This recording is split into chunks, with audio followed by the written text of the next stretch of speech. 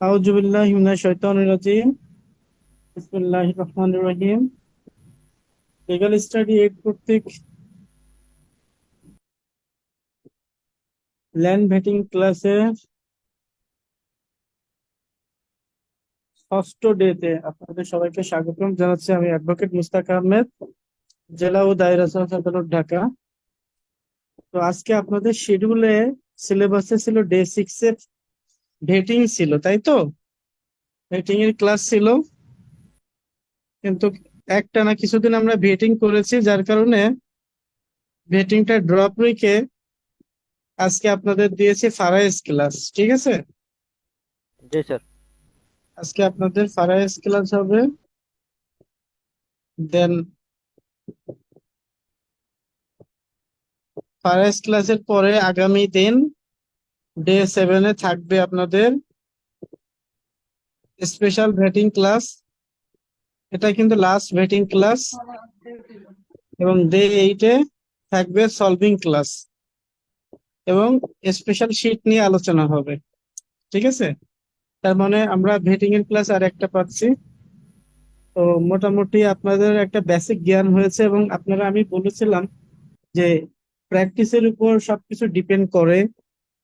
তো যেহেতু এর আগেও বলেছিলাম, তো এখন আপনারা বাসায় প্র্যাকটিস করছেন কিনা ঠিকঠাক মতো, এটা একটু বলেন। আমি কিন্তু আপনাদের অনেকগুলা আহ রেটিং দিয়েছিলাম, গ্রুপের ভিতরে দিয়েছিলাম।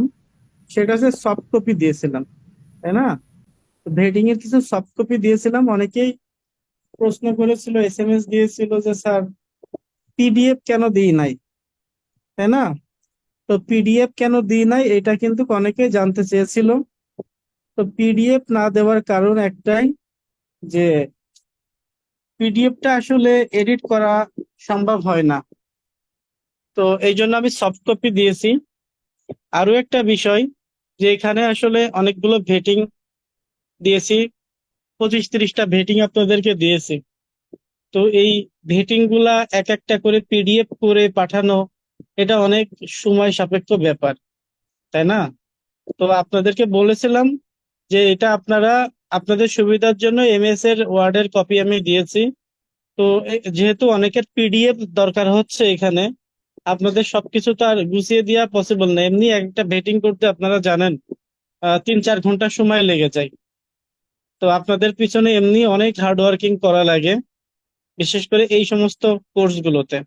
তো এই জন্য আপনাদের প্রতি আমার একটা অনুরোধ, যে কারোর যদি কোনো পিডিএফ লাগে, প্রয়োজন হয়, তো আপনারা কি করবেন, যে এখানে পিসি আছে কার? আমি একজনকে দায়িত্ব দিতে চাচ্ছি। কম্পিউটার ব্যবহার করে কে? আপনাদের এখানে কম্পিউটার কে কে ব্যবহার করে? মোস্তাক ভাই, আমি কালকে সব নামায় পিডিএফ দিয়ে দিব না। আচ্ছা মাহবুব, আপনি এগুলো পিডিএফ করবেন, ঠিক আছে? আচ্ছা, সবগুলো পিডিএফ এমএস করে আমি, ওয়ার্ড। হ্যাঁ, পিডিএফ করে আপনার আপনার অ্যাকাউন্টে আমি দিয়ে দিব, আপনি শেয়ার করে দিন। না, আমার অ্যাকাউন্টে দিতে হবে না, এগুলো পিডিএফ করে আপনারা গ্রুপে দিয়ে দেন, ঠিক আছে? গ্রুপে তো করা যায় না। স্যার, আচ্ছা, গ্রুপে আপনি গ্রুপে আমাদের আমি, প্রশ্ন করেন তাও আমরা উত্তর দিতে পারি না, খারাপ লাগে স্যার এই। আচ্ছা, আমি এখনই পরিচালককে বলে দিচ্ছি গ্রুপটা ওপেন করে দিতে। দাঁড়ান, গ্রুপটা,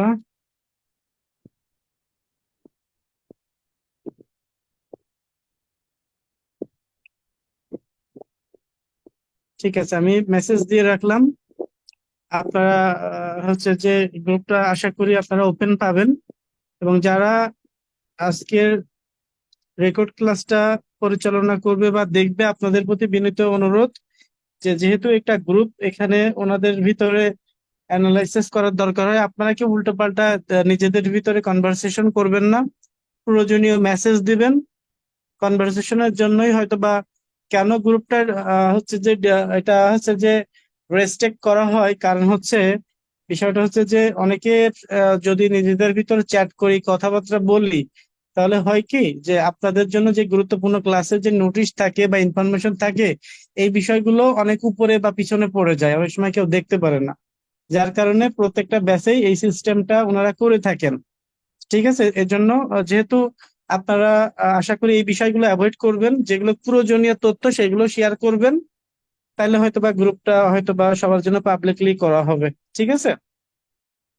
আর মাহবুব ভাইয়ের কাছে আমি বলে দিলাম, আপনি যদি গ্রুপের ভিতরে যদি না দেওয়া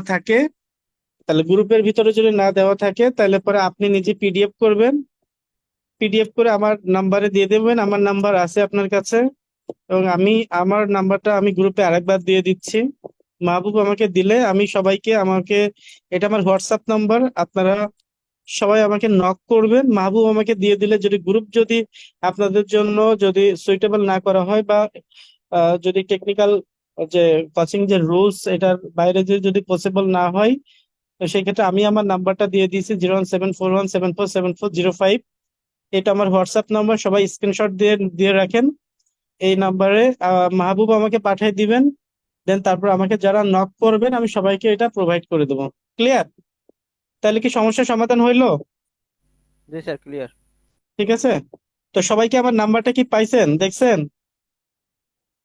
দেখেন তো চ্যাট বক্সে, পান কিনা? সবাই দেখছেন? জি দেখেছি। এবার আপনারা স্ক্রিনশট দিয়ে রাখেন, হ্যাঁ? ওকে, যাই হোক, এখন আমরা মূল ক্লাসে আসি। তো আজকের বিষয়টা ফারায়েজ। ফারায়েজ হয়তোবা এখানে আপনারা অনেকেই করেছেন, ফারায়েজ কোর্স কমপ্লিট করেছেন আমি জানি। তো আমাদের টিচার এখানে চমৎকার ক্লাস নিয়ে থাকে। তো ফারায়েজটা ইনক্লুডিং আমি করার পিছনে একটাই কারণ, যেহেতু আমরা এখানে লিগ্যাল ভেটিং কোর্স শিখতে এসেছি, করতে এসেছি, তো এখানে আসলে লিগ্যাল ভেটিং এর জন্য ফারায়েজটা খুবই ইম্পর্টেন্ট। কারণ একদম মানে সম্পত্তির চেন যখন আপনারা ফাইনালি টানবেন, তখন এখানে বন্টনের যে বিষয়টা আসে, ঠিক আছে? সে ধরেন জিনিসটা যদি আমি এইভাবে ইমাজিন করি, যে এই যে মিস্টার এক্স একজন ব্যক্তি, তো তার ওয়ারিশ 1 2 3 4 জন ওয়ারিশ, ঠিক আছে? তো এই 4 জন ওয়ারিশ রেখে গেছে। এখন আপনি এই যে কোনো একজন ওয়ারিশের কাছ থেকে যদি সম্পত্তি কিনতে চান, তখন এই যে যে সম্পত্তির অ্যামাউন্ট আপনি কিনবেন, তখন আপনাকে কি করতে হবে, যে এক্স এর ওয়ারিশন সনদটা নিতে হবে। তো এক্স এর ওয়ারিশ আসলে কতজন, এটা আপনাকে দেখতে হবে, যাচাই করতে হবে। দেন তারপরে প্রত্যেকটা ওয়ারিশ কে কতটুকু অংশে মুসলিম উত্তরাধিকার নীতি অনুযায়ী কে কতটুকু সম্পত্তি পাচ্ছে, এটা কিন্তু আপনাদেরকে ফাইন্ড আউট করতে হবে। তারপরে যদি মনে হয় যে যেই ব্যক্তির কাছ থেকে আপনি সম্পত্তিটা কিনছেন, সে তার ওয়ারিশ মূলে যে সম্পত্তি পাওয়ার কথা, তার থেকে বেশি আপনাদের কাছে বিক্রি করতে চাচ্ছে, তখন কিন্তু জিনিসটা অন্যরকম হবে। তখন এটা যাচাই করতে হবে, সে ওয়ারিশ মূলে মালিক কতটুকু এখানে, আর বাকি সম্পত্তি সে কিভাবে অর্জন করলো। হতে পারে সে কিনে অর্জন করছে, তাই না? বা অন্য কোনো বাবার সম্পত্তির বাইরেও তো সে বিভিন্নভাবে সম্পত্তি অর্জন করতে পারে। তখন তো সেই ক্ষেত্রে যদি বাবার সম্পত্তির বাইরে সম্পত্তি যদি অর্জন না করে থাকে, তাহলে নিশ্চয় সে অন্যান্য ওয়ারিশ ফাঁকি দিয়ে সেই সম্পত্তিগুলো আপনাদের কাছে বিক্রি করছে, নাম্বার ওয়ান। তাহলে সেই ক্ষেত্রে আপনারা সহজেই বুঝে যাবেন, তখন ওই সম্পত্তি কেনা বেচা থেকে বিরত থাকবেন।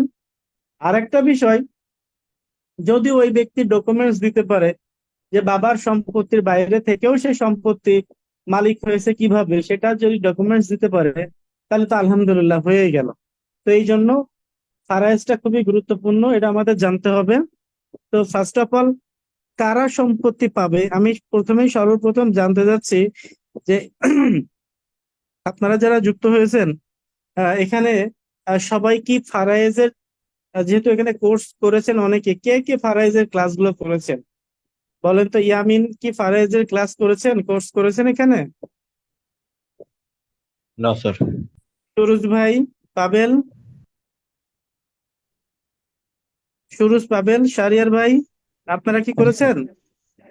না ভাই, ভাড়া স্যার আমি যেটা করছিলাম কিন্তু একদিন একটা ক্লাস পাইছি, মানে টোটাল আমি লিঙ্কটা পাই না, সবসময় লিঙ্কটা আচ্ছা আসে না কেন, আর আসলেও ওই যে একসাথে চলে আসে স্যার। আচ্ছা। নিশাত, মেহেদি, আপনারা করেছেন? না স্যার, না, আমি করি নাই স্যার। আমিও না। নিশাতও করেন না, তার মানে অলমোস্ট সবাই নতিব, সম্ভবত আলাউদ্দিন ভাই করেছে, তাই তো? আলাউদ্দিন মেহেদি, মেহেদি ভাই করছে? না স্যার, আমিও করি নাই স্যার। ওকে, তার মানে সবার জন্য আজকে নতুন, কয়েকজন বাদে। তো ঠিক আছে ইনশাল্লাহ। আমি, আপনারা সবাই একটু নোটস করবেন, হ্যাঁ। আমি খুব সহজে ফারাইজটা আলোচনা করবো, খুব সহজে আলোচনা করবো, ঠিক আছে। এবং আমি সাথে সাথে কিন্তু কয়েকটা ম্যাথ করাই দেবো আজকে ইনশাল্লাহ, হ্যাঁ। ম্যাথ করাই দেবো ইনশাল্লাহ।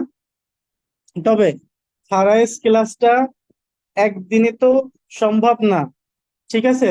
মিনিমাম 2 দিন উচিত লাগে, কিন্তু যেহেতু আপনাদের আর 2টা ক্লাস আছে, 2টা ক্লাসের বাইরে পসিবল না, সেই ক্ষেত্রে আমি কি করব, যে আপনাদের আগামী যে ক্লাসটা থাকবে, ওই ক্লাসে তো একটা ভেটিং ক্লাস আছে, তাই না?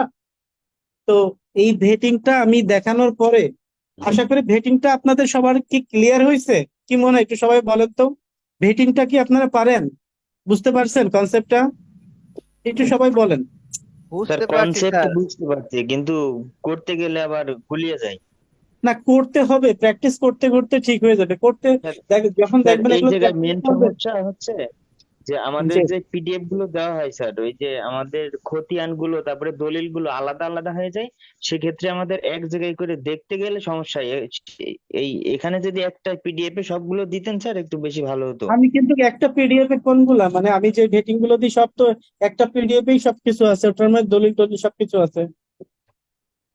আমি তো তার ক্লাসের পিডিএফ তো একটাই থাকে, আপনারা কি খেয়াল করেছেন? একটাই তো। কি আলাউদ্দিন ভাই, একটা করে পিডিএফ দিন না আমি? জি জি একটা স্যার, পিডিএফ এর মধ্যে তো দলিল পড়ছে সবকিছুই আছে, বুঝছেন জি তো? স্যার। আমি একটু ভালো করে দেখেন। জি আর আমি স্যার, জি স্যার, আমি অনেকগুলো এমনি খুঁজবো। সিঙ্গেল ভেটিং দিয়েছি উইদাউট ডকুমেন্টস, ওগুলো আপনাদের বোঝার জন্য, প্র্যাকটিসের জন্য। যাই হোক, আমি আগামী ওকে যে স্যার। ক্লাসটা সেটা ভেটিং এর পাশাপাশি আমি কিন্তু আপনাদের এই যে ইনহেরিটেন্স ক্লাসটাও নিব, ঠিক আছে। তো ইনহেরিটেন্স ক্লাসটা 2টা হলে আপনাদের জন্য ভালো হবে। তো আগামী ক্লাস আপনাদের জন্য ইনহেরিটেন্স প্লাস, আজকে তো শুধু ইনহেরিটেন্স থাকবে, আগামী ক্লাসে ইনহেরিটেন্স প্লাস থাকবে আপনাদের জন্য ওই লিগ্যাল ভেটিং থাকবে, এবং লাস্ট ক্লাসটাও আমি ইনহেরিটেন্স আলোচনা করব, সাথে সলভিং ক্লাস। কি খুশি তো আপনারা? জি ঠিক স্যার। আছে, ভালো স্যার হবে আপনি তাই যে না তাহলে? বেটিং এর যেই ওয়ার্ড ওয়ার্ড যে পেজ গুলো দিয়েছেন স্যার, ওইগুলোর কি দলিল অথবা যে পর্চাগুলো ওগুলা কি দেওয়া হবে স্যার? দেখেন, এই ভেটিং গুলো তো অনেক মানে অনেক মানে 2-3 মাস আগের ভেটিং করা। তো এইগুলো কোথায় আছে, কোন ডকুমেন্টস কিভাবে আছে, এগুলো তো আর সম্ভব না বের করা শত শত ফাইলের মধ্যে। এগুলো তো আপনার বোঝার জন্য দিয়েছি, আর আমি তো এমনি কমপ্লিটলি সেট তো আপনাদের মানে প্রতি ক্লাসে একটা করে দেখিয়ে দিচ্ছি, বোঝেন নাই? এগুলো তো শত শত ভেটিং করে থাকি আমরা, এগুলো ডকুমেন্টস কোথায় আছে সেগুলো কি খুঁজে বের করা সম্ভব বলেন তো? এগুলো তো বোঝার জন্য দিয়েছি, আপনাদের প্র্যাকটিসের জন্য, কনসেপ্ট। আর তাছাড়া তো এমনি আপনাদের পুরো প্যাকেজ মানে ফাইল সহ ক্লাস নিচ্ছি না আপনাদের, আগামী ক্লাসটাও তো নিব। সমস্যা কি, ওইগুলো প্র্যাকটিস করলেই হয়ে যাবে, ঠিক আছে। বেটিং জাস্ট 5টা সেট করলেই হয়ে যায়, তখন আপনারা বুঝে যাবেন কিভাবে করবেন। ওকে, যাই হোক। তো আমরা ফারাইজ অনুযায়ী খুব সুন্দর করে বুঝবেন, খুব সুন্দর করে আজকে ক্লাসটা বোঝার চেষ্টা করবেন, যে মুসলিম যেই ফারায়েজ, সেই ফারায়েজের বিষয়টা একদম মানে খুবই ইজি ভাবে আমি বলে দিব, যে আমাদের সম্পত্তি পায় 3 শ্রেণীর লোক। 1, 2, 3, 3 শ্রেণীর লোক সাধারণত সম্পত্তি পায়। এক হচ্ছে, কারা পায় বলেন তো? 1 নম্বরে নির্দিষ্ট কারা? লোকে, নির্দিষ্ট হুম লোকে, এক নির্দিষ্ট লোকে। আলাউ আহ, আহ, 1 নম্বরে প্রথম শ্রেণীর কারা? প্রথম জাবিল ফুরুজ। প্রথম শ্রেণী কোরআনিক হচ্ছে, শেয়ার স্যার, রব টেক্স প্রথম অনেক সম্পর্কে আছে শ্রেণী যারা স্যার, জাবিল ফুরুজ বা কুরানিক শেয়ারার প্রথম শ্রেণী হচ্ছে 12 জন। 12 জন, হ্যাঁ। প্রথম 12 জন জাবিল ফুরুজ বা কুরানিক শেয়ারার 12 জন। দ্বিতীয় যারা, এই 12 জন সম্পত্তি পাওয়ার পর এদের মধ্যে কেউ কেউ আবার অতিরিক্ত পায়, রেজিডিওরি বলে, ঠিক আছে, অতিরিক্ত সম্পত্তি। এবং এই 1 আর 2 দেওয়ার পরে অবশিষ্ট মানে ডি কে পায়। ডি কে মানে ডিস্টেন্স কিন্ডারশিপ। এটা আত্মীয় স্বজন যারা আছে, দূরবর্তী বা কাছের আত্মীয় স্বজন আছে, তারা পায়, ঠিক আছে। তাহলে কয় শ্রেণীর লোক সম্পত্তি পায়? 3 শ্রেণীর। প্রথমত কোরআনিক শেয়ারে কতজন, 12 জন তারা পায়। তারপর রেজিডিউয়ারি মানে অবশিষ্ট ভোগী হিসেবে পাই, দেন ডি কে। তাহলে সর্বপ্রথম আমাদের কোনটা জানতে হবে, এই 12 জন, 12 জনই মেন। 12 জন কারা কারা, কে কতটুকু অংশ সম্পত্তি পাই, এটা আপনাদেরকে নিশ্চিত করার পরে তারপর আমি কি করব, যে আপনাদের এইভাবে কিভাবে আপনারা সমাধান করবেন এটার আমি ম্যাথ দিব। ঠিক আছে? তো এই ম্যাথ আমরা 3 দিন আলোচনা করব, আজকে, কালকে এবং শেষ ক্লাস অবধি পর্যন্ত। আশা করি ক্লিয়ার হয়ে যাবে। যে যেখান থেকেই এর আগে ফারাজ শিখেছেন বা করেছেন, আশা করি কনসেপ্টটা আরেকটু ক্লিয়ার হয়ে যাবে। আশা করি এর আগেও অবশ্যই আপনারা ভালোভাবে শিখেছেন, কনসেপ্টটা আরেকটু ক্লিয়ার হয়ে যাবে আশা করি। কারণ এটা ভেটিং এর সাথে ফারাইজটা আসলে ভেটিং এর জন্য গুরুত্বপূর্ণ। এই জন্য আপনাদের এই ফারাইজটা আমি ইনক্লুড করেছি একটা ক্লাসে, কারণ এটা লাগবেই, ভেটিং করতে গেলে ফারাইজের বিষয়টা লাগবেই। ঠিক আছে? আর আরো যদি ডিটেল জানতে চান তাহলে ফারাইজ কোর্স তো করবেন ইনশাল্লাহ, ওখানে গেলে তো আরো বেশি জানবেন। আমি বেসিক জিনিসগুলো বলে দিচ্ছি। নাম্বার 1 হচ্ছে স্বামী। স্বামী, প্রথমত স্বামী। স্বামী যদি মৃত ব্যক্তি, আমরা সবসময় কাউন্ট করব কোন ব্যক্তির সম্পত্তি, মৃত ব্যক্তির সম্পত্তি কাউন্ট করব। ঠিক আছে? আমরা কার সম্পত্তি কাউন্ট করব বলেন তো? মৃত ব্যক্তি। ওকে, তো মৃত ব্যক্তি, মৃত ব্যক্তি, এই মৃত ব্যক্তির সম্পত্তি আমরা কাউন্ট করব। এখন এই স্বামী যদি, মৃত ব্যক্তি হচ্ছে স্বামী, ঠিক আছে? তো এই স্বামীর যদি এরকম হয়, মৃত ব্যক্তির সন্তান বা পুত্রের সন্তান, অর্থাৎ সান অথবা সান যদি এরকম থাকে, ঠিক আছে? এখানে মৃত ব্যক্তি আপনি ধরে নেন আপনার দাদা, ধরে নেন, তাহলে একটু সুবিধা হবে। আপনার বাবা বেঁচে আছে, ঠিক আছে? এটা এইভাবে ইমাজিন করলে বেশি সুবিধা হবে। ধরে নেন মৃত ব্যক্তির সন্তান আছে, অর্থাৎ মৃত ব্যক্তির একজন সন্তান আছে বা সন্তানের সন্তান আছে। যদি এরকম থাকে, সান সান যদি এরকম থাকে, তাহলে স্বামী কতটুকু অংশ পাবে? 4/1 ঠিক আছে? তাহলে লেখেন মৃত ব্যক্তির, এভাবে আমি নোট করাই দিচ্ছি, লেখেন স্বামী, লেখেন মৃত ব্যক্তির সন্তান বা পুত্রের সন্তান। আমি কিন্তু নোট করাই দিচ্ছি, হ্যাঁ, একদম মানে এরকম নোট কিন্তু অ্যাজ ইউজুয়াল পাবেন না। খুব সুন্দর করে নোট করেন।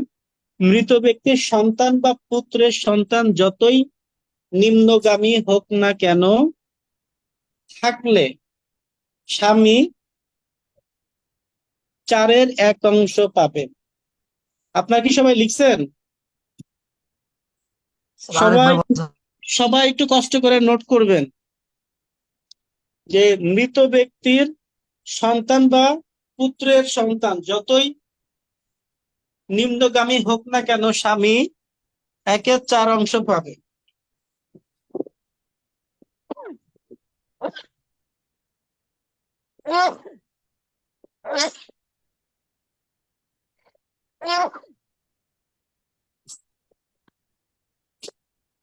লিখেছেন? জি স্যার, লেখা হলো? তারপরে লেখেন বা থাকলে না না থাকলে হবে। থাকলে, থাকলে, থাকলে। আচ্ছা, যদি আজকে যদি ফারাইজ আপনারা এরপরও না শিখতে পারেন, তাহলে আপনারা কঠিন হয়ে যাবে আপনাদের জন্য। আমি কিন্তু খুবই সুন্দর করে আজকে আপনাদের নোট করাই দিব। ঠিক আছে? মৃত ব্যক্তির সন্তান বা পুত্রের সন্তান যতই নিম্নগামী হোক না কেন, থাকলে, কি প্রথমে বললাম থাকলে, স্বামী কি থাকলে কতটুকু পাবে? যদি থাকে তাহলে কতটুকু পাবে? 1/4। ঠিক আছে? এবার তারপর লেখেন উহারা কেউ না থাকলে, অর্থাৎ সান বা কেউ যদি না থাকে, সন্তান, সেটা ডটারও হতে পারে, সন্তান তো সন্তানই। তো এরকম যদি কেউ না থাকে, তাহলে না থাকলে কি হবে? স্বামী পাবে অর্ধেক, হাফ। না থাকলে পাবে হাফ অংশ। ক্লিয়ার? সবাই ক্লিয়ার তো?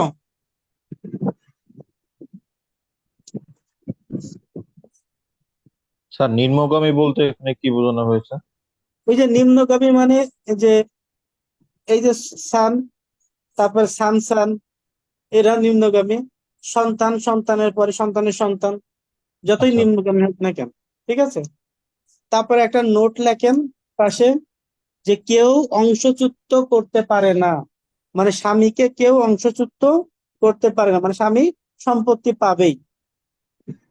স্বামী সম্পত্তি পাবেই, তাই তো?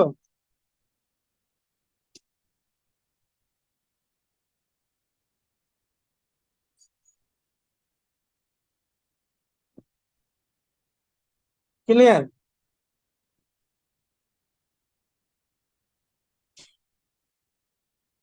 দুই নম্বরে যাই, হ্যাঁ। তারপর লেখেন স্ত্রী বা স্ত্রী লেখেন মৃত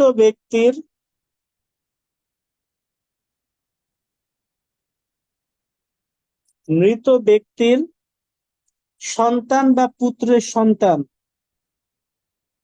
সান সান, যতই নিম্নগামী হোক না কেন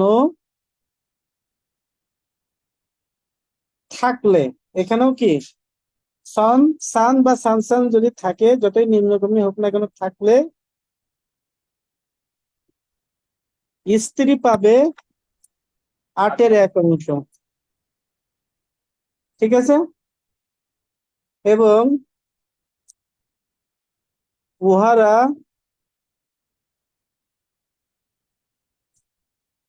কেউ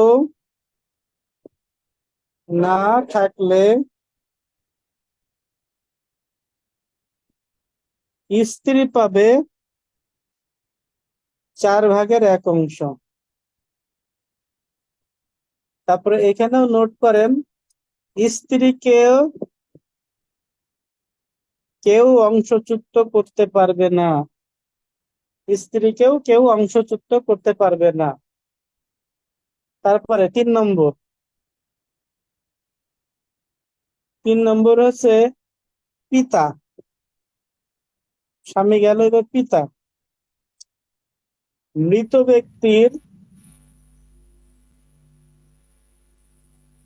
ব্যক্তির সন্তান বা পুত্রের সন্তান, যতই নিম্নগামী হোক না কেন থাকলে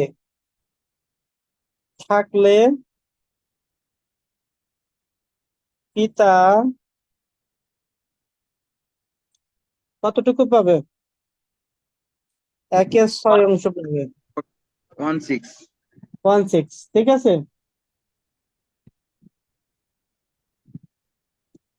তো এই ক্ষেত্রে একটা কথা নোট করে রাখেন, যদি পিতা, হ্যাঁ, পিতা বা পিতার পিতা না থাকলে, পিতা বা পিতার পিতা যদি না থাকলে, তাহলে পিতামহ। পিতামহ মানে কি বলেন? দাদা না? পিতামহ মানে দাদা। তাহলে সেই ক্ষেত্রে উনিও 1/6 পাবে। এটা একটু বলেন তো আবার। দেখেন, মৃত ব্যক্তির সন্তান বা পুত্রের সন্তান যতই নিম্নগামী হোক না কেন থাকলে, এবং পিতা বা পিতার পিতা না থাকলে, সত্যিকারের পিতামহ মানে দাদা 6/1 পাবে।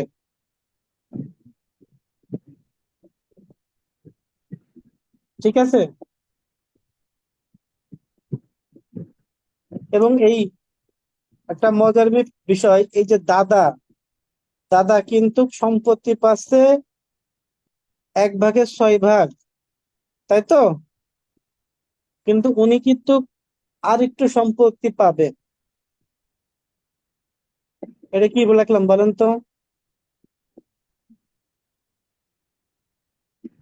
আর্থে কি রেজিডিওরি পাবে। লেখেন নোট, যে উল্লেখিত ব্যক্তিগণ না থাকলে, উপরে যে ব্যক্তিগণের কথা বলেছি, পিতার পিতা যদি না থাকে বা উল্লেখিত ব্যক্তিগণ না থাকলে সত্যিকারের পিতামহ অবশিষ্ট ভোগী হিসেবে সম্পত্তি পাবে। ক্লিয়ার? বুঝতে পেরেছেন? আরেকবার স্যার এই লাইনটা আবার বলবো? জি স্যার। ডেফিনেশন তো চেঞ্জ হয়ে যাবে বারবার বললে। আপনারা যে লিখেছেন, কারণ বারবার বললে ঘোরাই পেঁচাই বলা হয়ে যাবে। আমি একবার যে জিনিসটা বলি সেটা ওইভাবে কিন্তু হয় না, এক পাস হয়ে যায়। তো আপনারা যে কেউ একজন যদি লিখে রাখেন তাহলে রিপিট করেন, আপনাদের দায়িত্ব এটা। প্রত্যেকবারে ডেফিনেশন তো একভাবে বলতে পারবো না, বলে যাব। আপনারা কে লিখেছেন, কমপ্লিট করেছেন কে? মৃত ব্যক্তির সন্তান বা পুত্রের সন্তান, তাই তো? যতই নিম্নগামী হোক না কেন থাকলে, এবং পিতা বা পিতার পিতা না থাকলে সত্যিকারের পিতামহ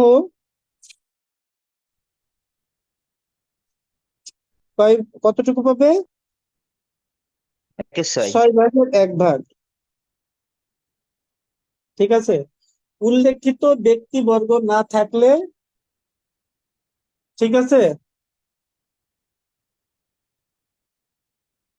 পিতামহ 1.6 সাথে রেজিডিউরি হিসেবে অবশিষ্ট ভোগী হিসেবে সম্পত্তি পাবে। বুঝেছেন সবাই? 5 নম্বর, মাতা। কয় নম্বর পর্যন্ত গেছি? পিতা দিছি, তাই না? পিতা বললাম না? তাহলে স্যার 4 পিতার পরে নম্বর হবে। আচ্ছা, পিতা বলেছি কয় নম্বর? 3 নম্বরে। তাহলে পিতার পরে কি আসে? মাতা, তাই না? মাতা। তাহলে মাতা দি, 4 মাতা লেখেন। তাহলে আমাকে একটু দেখার দরকার আছে মাতা কিভাবে পাই। লেখেন, মৃত ব্যক্তির সন্তান, মৃত ব্যক্তির সন্তান বা পুত্রের সন্তান যতই নিম্নগামী হোক না কেন থাকলে, থাকলে মৃত ব্যক্তির সন্তান বা পুত্রের সন্তান যতই নিম্নগামী হোক না কেন থাকলে, ঠিক আছে, লিখছেন? পিতা, পিতা কতটুকু পাবে?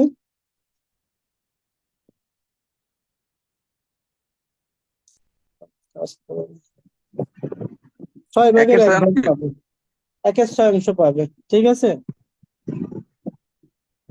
আবার লেখেন নোট, উল্লেখিত ব্যক্তিগণ না থাকলে পিতা অবশিষ্ট মানে রেজিডিউরি হিসেবে পিতা নাকি সম্পত্তি মাতা? পাবে। যদিও স্যার, এটা উপরোক্ত, পিতা হবে নাকি মাতা হবে? এখন মাতার কথা বলছি, মাতা।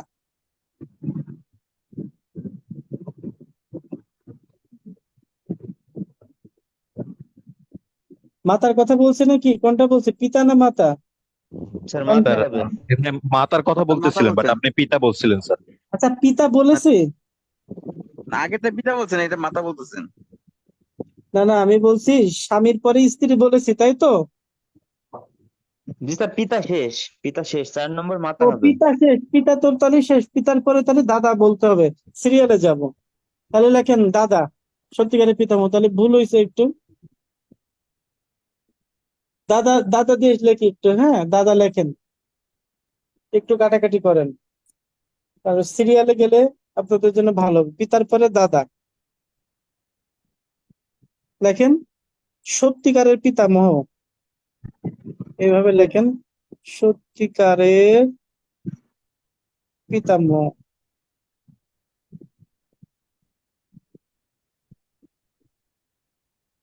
ঠিক আছে, সত্যিকারের পিতামহ লেখছেন? লেখেন, মৃত ব্যক্তির সন্তান বা পুত্রের পুত্র, ঠিক আছে, মৃত ব্যক্তির সন্তান বা পুত্রের পুত্র বা যতই নিম্নগামী হোক না কেন থাকলে থাকলে পিতা বা পিতার পিতা, আচ্ছা থাকলে লেখার পরে এবং লেখেন তাহলে ভালো হবে। লেখেন মৃত ব্যক্তির সন্তান বা পুত্রের সন্তান যতই নিম্নের হোক না কেন বা নিম্নগামী হোক না কেন থাকলে এবং পিতা বা পিতার পিতা না থাকলে, পিতা বা পিতার পিতা না থাকলে সত্যিকারের পিতামহ 6/1 পাবেন। ক্লিয়ার?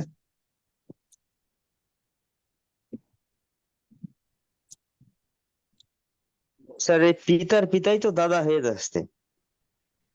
পিতার পিতা, পিতার পিতা দাদা হতে পারে, দাদার বাপও তো হতে পারে। উপর থেকে যত উপরে উপরে উপরে যাবে না কেন, ঠিক আছে? আচ্ছা স্যার, এখানে ওকে স্যার। পিতা বা পিতার পিতা, ঠিক আছে? তা আমি বললাম না নিম্নগামী মানে সান সান সান সান তার সান সান এরকম করে যাবে, আর যখন উপরের দিকে যাবে তখন পিতা পিতার পিতা তার পিতার পিতা এভাবে উপর দিকে ঊর্ধ্বমুখী, একটা হচ্ছে ঊর্ধ্বমুখী একটা হচ্ছে নিম্নমুখী, ঠিক আছে? তাহলে 1/6 পাবে। এবার নোট লেখেন যে উল্লেখিত ব্যক্তিগণ না থাকলে সত্যিকারের পিতামহ রেজিডিয়ারি হিসেবে সম্পত্তি পাইবে।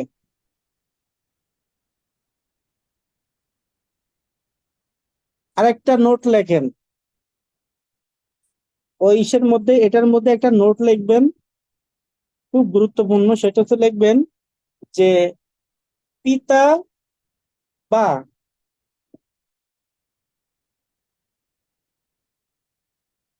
লিখছেন পিতা, এটা যদি এইভাবে লেখেন পিতা থাকলে, এইভাবে লেখেন পিতা থাকলে পিতামহ সম্পত্তি থেকে অংশচ্যুত হবে। অর্থাৎ যদি বাবা বেঁচে থাকে তাহলে দাদা সম্পত্তিচ্যুত হবে, দাদার সম্পত্তি পাবে না। ক্লিয়ার? সবাই বুঝেছেন? কে বুঝেন নাই বলেন?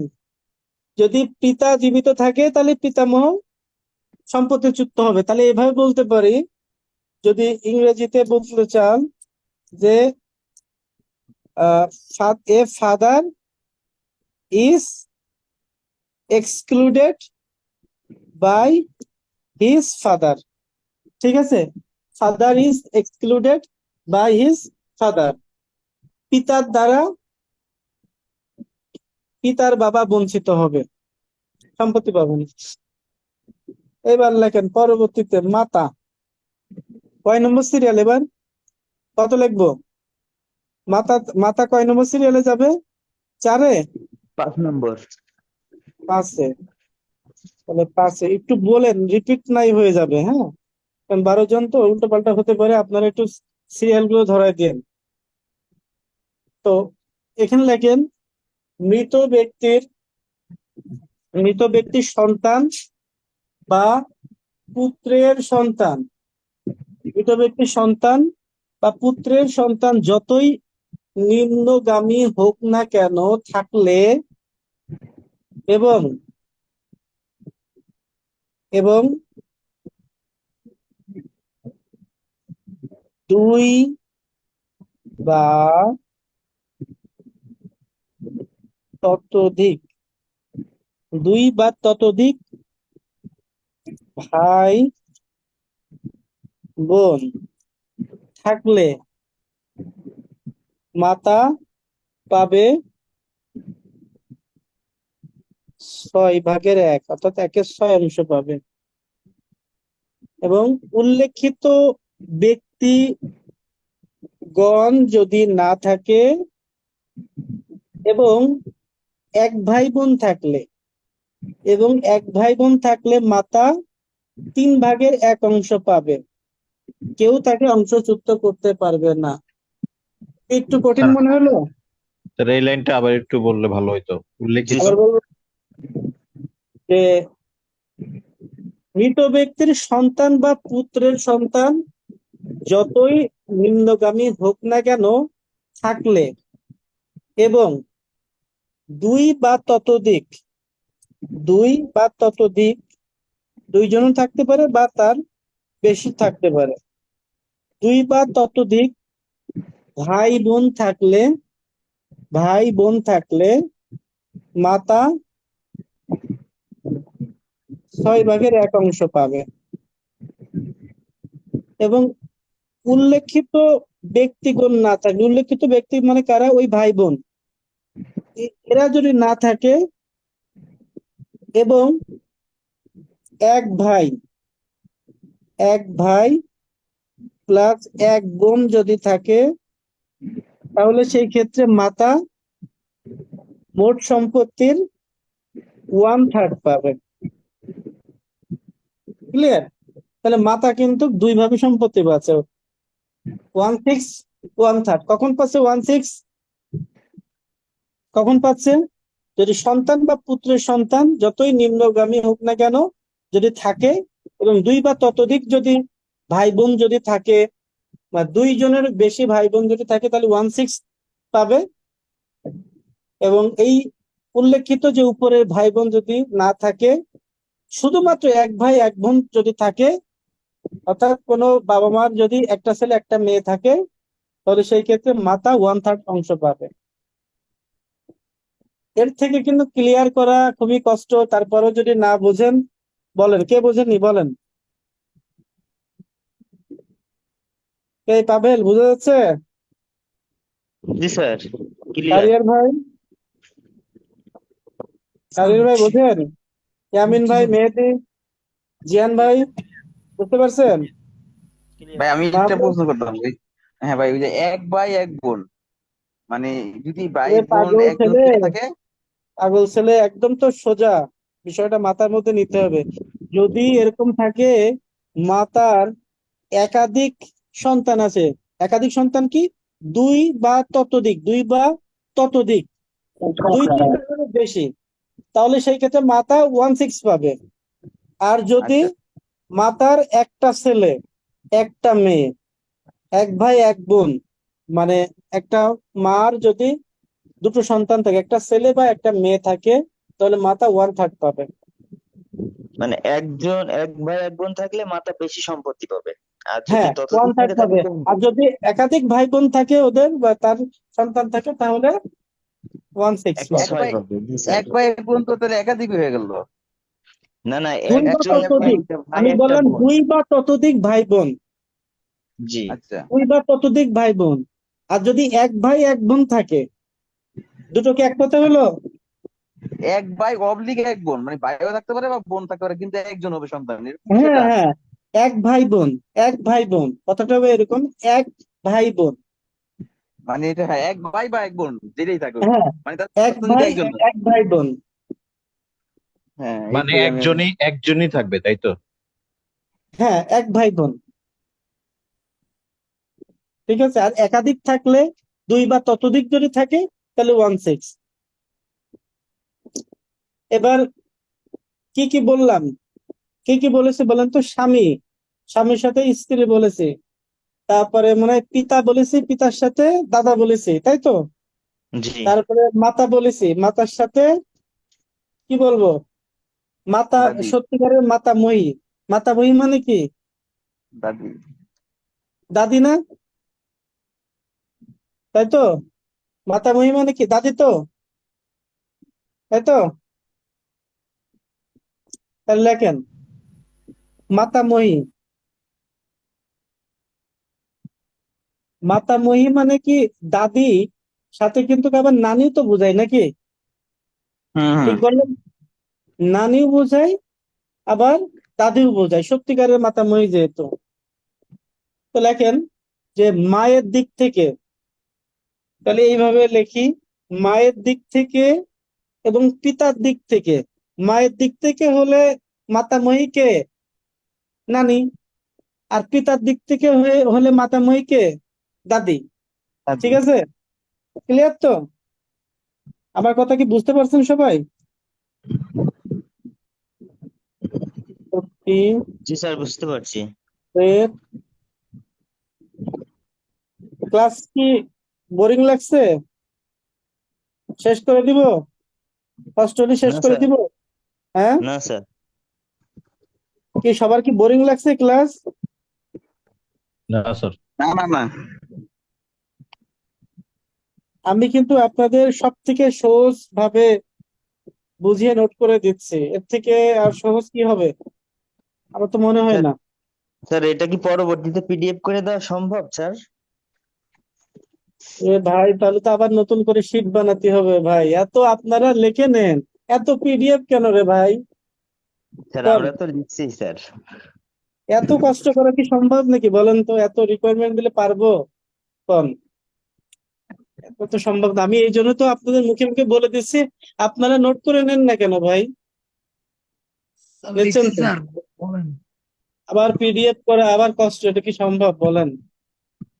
স্যার সমস্যা নেই, যাই হোক, করছি।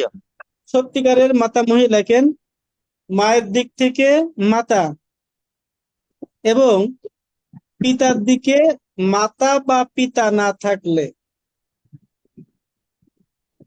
এগুলো একেবারে মানে কি বলবো, চোখের সামনে ভাসবে, একেবারে মনে করেন যে নিজেরাই টপ টপ করে বলে দেবেন আমি যেভাবে বলছি, এগুলো মুখস্থ করে ফেলতে হবে।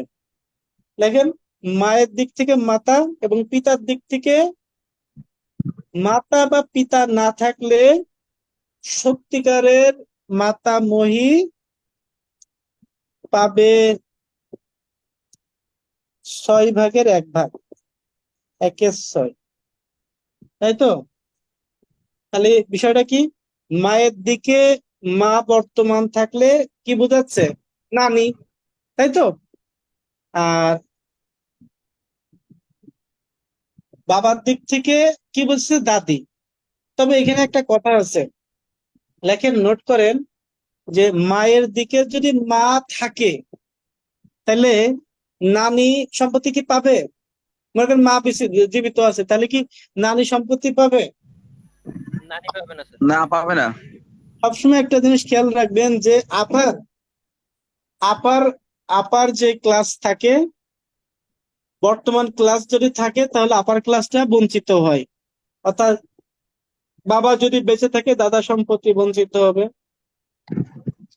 তারপরে মা যদি বেঁচে থাকে নানি সম্পত্তি বঞ্চিত হবে, বাবা যদি বেঁচে থাকে দাদু সম্পত্তি বঞ্চিত হবে। বিষয়টা এরকম। তাহলে লেখেন, মায়ের দিক থেকে মা বর্তমান থাকলে নানি সম্পত্তি পাবে না, ঠিক আছে? তবে যদি মা না থাকে, মা যদি মারা যায়, তাহলে সেই ক্ষেত্রে যদি মা না থাকে লেখেন, মা না থাকলে তাহলে নানি নানি এই বুড়ি কতটুকু সম্পত্তি পাবে কোন?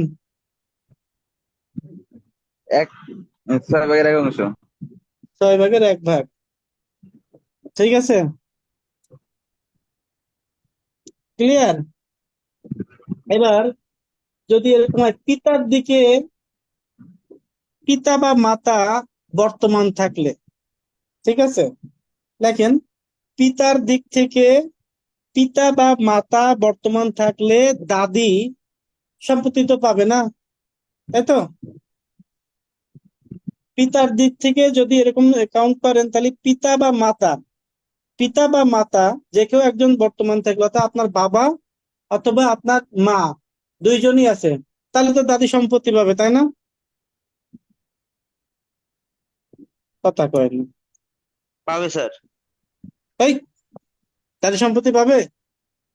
মা যদি বেঁচে থাকে, বাবা যদি বেঁচে থাকে, দাদি সম্পত্তি পাবে? পাবে না না স্যার। না না, পাবে না। তাহলে পাবে, বলেন কে? মাথা খাটান না কেন? আমি সবসময় বলেছি না, বর্তমান যে থাকবে সে এক্সক্লুডেড বাই তার আপার হ্যান্ড এক্সক্লুডেড হয়ে যাবে। মন কোন দিকে যায়? হুম, তাহলে লেখেন, পিতার দিক থেকে পিতা বা মাতা বর্তমান থাকলে দাদি কোনো সম্পত্তি পাবে না। আর যদি মাতা বা বাবা মারা যায়, তাহলে সেই ক্ষেত্রে দাদি পাবে কতটুকু? দাদি কতটুকু পাবে? 6/1, ঠিক আছে? তাহলে পিতা থাকলে দাদি পাবে না। একটা নোট করেন এবার, একটা নোটস, এটা স্যার, এক্সেপশন আছে, পরে বলেন, পরে এক্সেপশন আছে, লেখেন যে পিতা না থাকলে পিতা লেখেন এইভাবে, পিতা থাকলে, হ্যাঁ, পিতা থাকলে দাদি পাবে না, যেমন সত্যি। তবে নানির দিক থেকে নানি কিন্তু সম্পত্তি পাবে, ঠিক আছে। দাদি বঞ্চিত হবে, পিতা থাকলে দাদি বঞ্চিত হবে, কিন্তু নানি কিন্তু বঞ্চিত হবে না। নানি কিন্তু সবসময় না থাকলেও বা থাকলেও সম্পত্তি পাবে 1/6 নানি এক্সেপশনাল এখানে, ঠিক আছে। যে এবার বলেন। স্যার এই পিতার দিক থেকে পিতা বা মাতা বর্তমান থাকলে এরপর থেকে একটু যদি বলতেন ভালো হতো। পিতার দিক থেকে পিতা বা মাতা বর্তমান থাকলে দাদি কোনো সম্পত্তি পাবে না, দাদি কোনো সম্পত্তি পাবে না। আচ্ছা, কিন্তু একটা কোশ্চেন আছে তো, পিতা থাকলো কিন্তু যে কি মাতা মারা গেছে, কে মানে পিতা থাকলে কিন্তু মাতা কি আছে কিনা? মাতা, পিতা বা মাতা, বা বলেছে পিতা বা আচ্ছা, মাতা, যে কোনো একজন, ঠিক আছে। তাহলে পিতা বা মাতা বর্তমান থাকলে দাদি সম্পত্তি পাবে না, পিতা বা মাতা থাকলে দাদি 1/6 পাবে। না থাকলে, সরি, থাকলে সম্পত্তি পাবে না, না থাকলে 6/1 পাবে। আবার পক্ষান্তরে কি, পিতা না থাকলে দাদার বর্তমানে দাদি এবং নানি, পিতা যদি না থাকে, লেখেন এবার, পিতা যদি না থাকে, ঠিক আছে, পিতা না থাকলে দাদার বর্তমানে দাদি এবং নানি কতটুকু অংশ পাবে? দাদি এবং নানি দুইজনে সমান পাবে, 6/1। দাদি এবং নানি 6/1 সম্পত্তি পাবে। আর পিতা যদি থাকে, পিতা যদি স্টিল থাকে, তাহলে দাদি সম্পত্তি পাবে না, তবে নানি সম্পত্তি পাবে। নানি সবসময় পাবে 1/6। তার মানে দেখেন, দাদি পাচ্ছে না, পিতা থাকলে দাদি পাচ্ছে না, কিন্তু ঠিকই নানি কিন্তু পাচ্ছে 6/1। কষ্ট হচ্ছে? লিখে রাখেন, যা বলছে লিখে রাখেন, বাসায় বসে ধুমসে মুখস্থ করবেন। তারপর লেখেন 7 নম্বর কন্যা।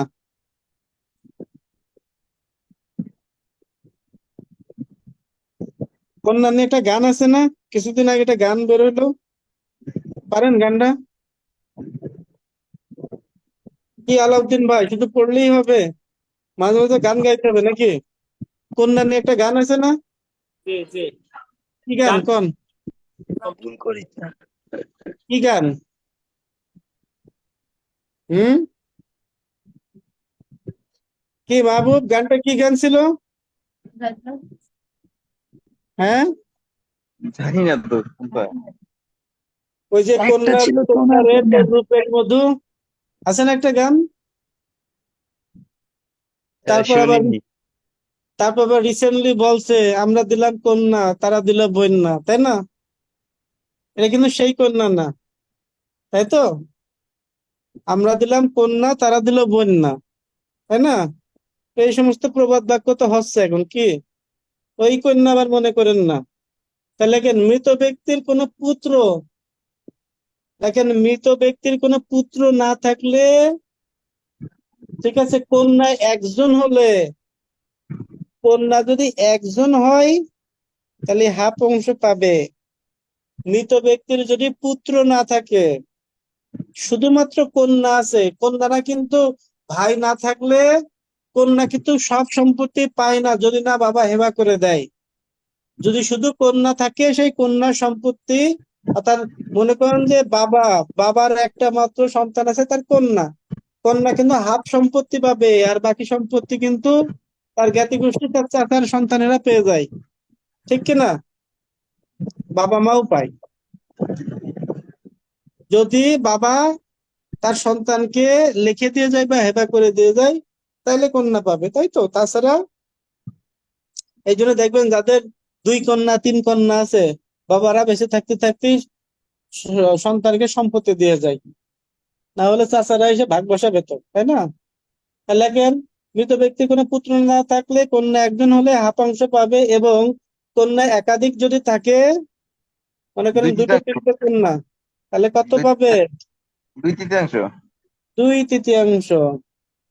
তবে মৃত ব্যক্তির যদি পুত্র থাকে, দেখেন, তবে মৃত ব্যক্তির পুত্র থাকলে কন্যা কি পাবে? 2:1 ওইটাকে আমরা রেজিডিওরি ধরি, অবশিষ্ট অংশ 2:1 বা রেজিডিওরি হিসেবে পাবে। ঠিক আছে? মৃত ব্যক্তির পুত্র থাকলে কন্যা অবশিষ্ট ভোগী পাবে। তবে লেখেন পুত্রের সাথে কন্যা অবশিষ্ট ভোগী হলে পুত্র কন্যার দ্বিগুণ সম্পত্তি পাবে, তাই তো? মানে 2:1। ছেলেরা কয় ভাগ পাবে? 2, মেয়েরা 1 ভাগ। ঠিক আছে? কন্যাকে সম্পত্তিচ্যুত করা যাবে না, তার মানে মেয়েকে সম্পত্তিচ্যুত করা যাবে না। মেয়ে তার বাবার সম্পত্তি পাবে, ভাইরা ইচ্ছা করলে ঠকাইতে পারবে না। ঠিক আছে? তাহলে মনে করেন আপনারা যারা বিয়ে শাদী করেছেন, বউ কিন্তু সম্পত্তি পাবে, এটা কিন্তু বুঝে নিয়েন। বউরে কিন্তু ইচ্ছা করলে ঠকানো যাবে না। ঠিক আছে? এটা কিন্তু যৌতুক না, সে তার প্রাপ্য সম্পত্তি।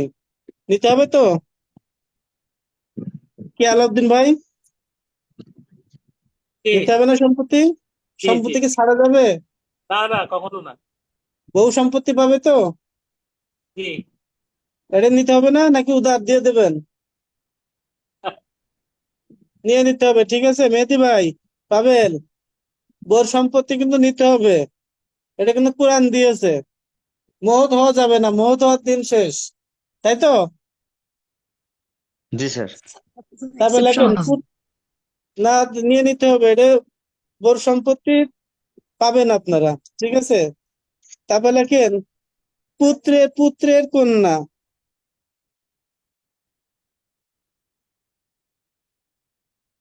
পুত্রের কন্যা মানে সান ডটার, পুত্রের কন্যা। লেখেন মৃত ব্যক্তির কোনো পুত্র, কন্যা, পুত্রের পুত্র না থাকলে, পুত্রের কন্যা যদি একজন হয়, তাহলে হাফ অংশ পাবে।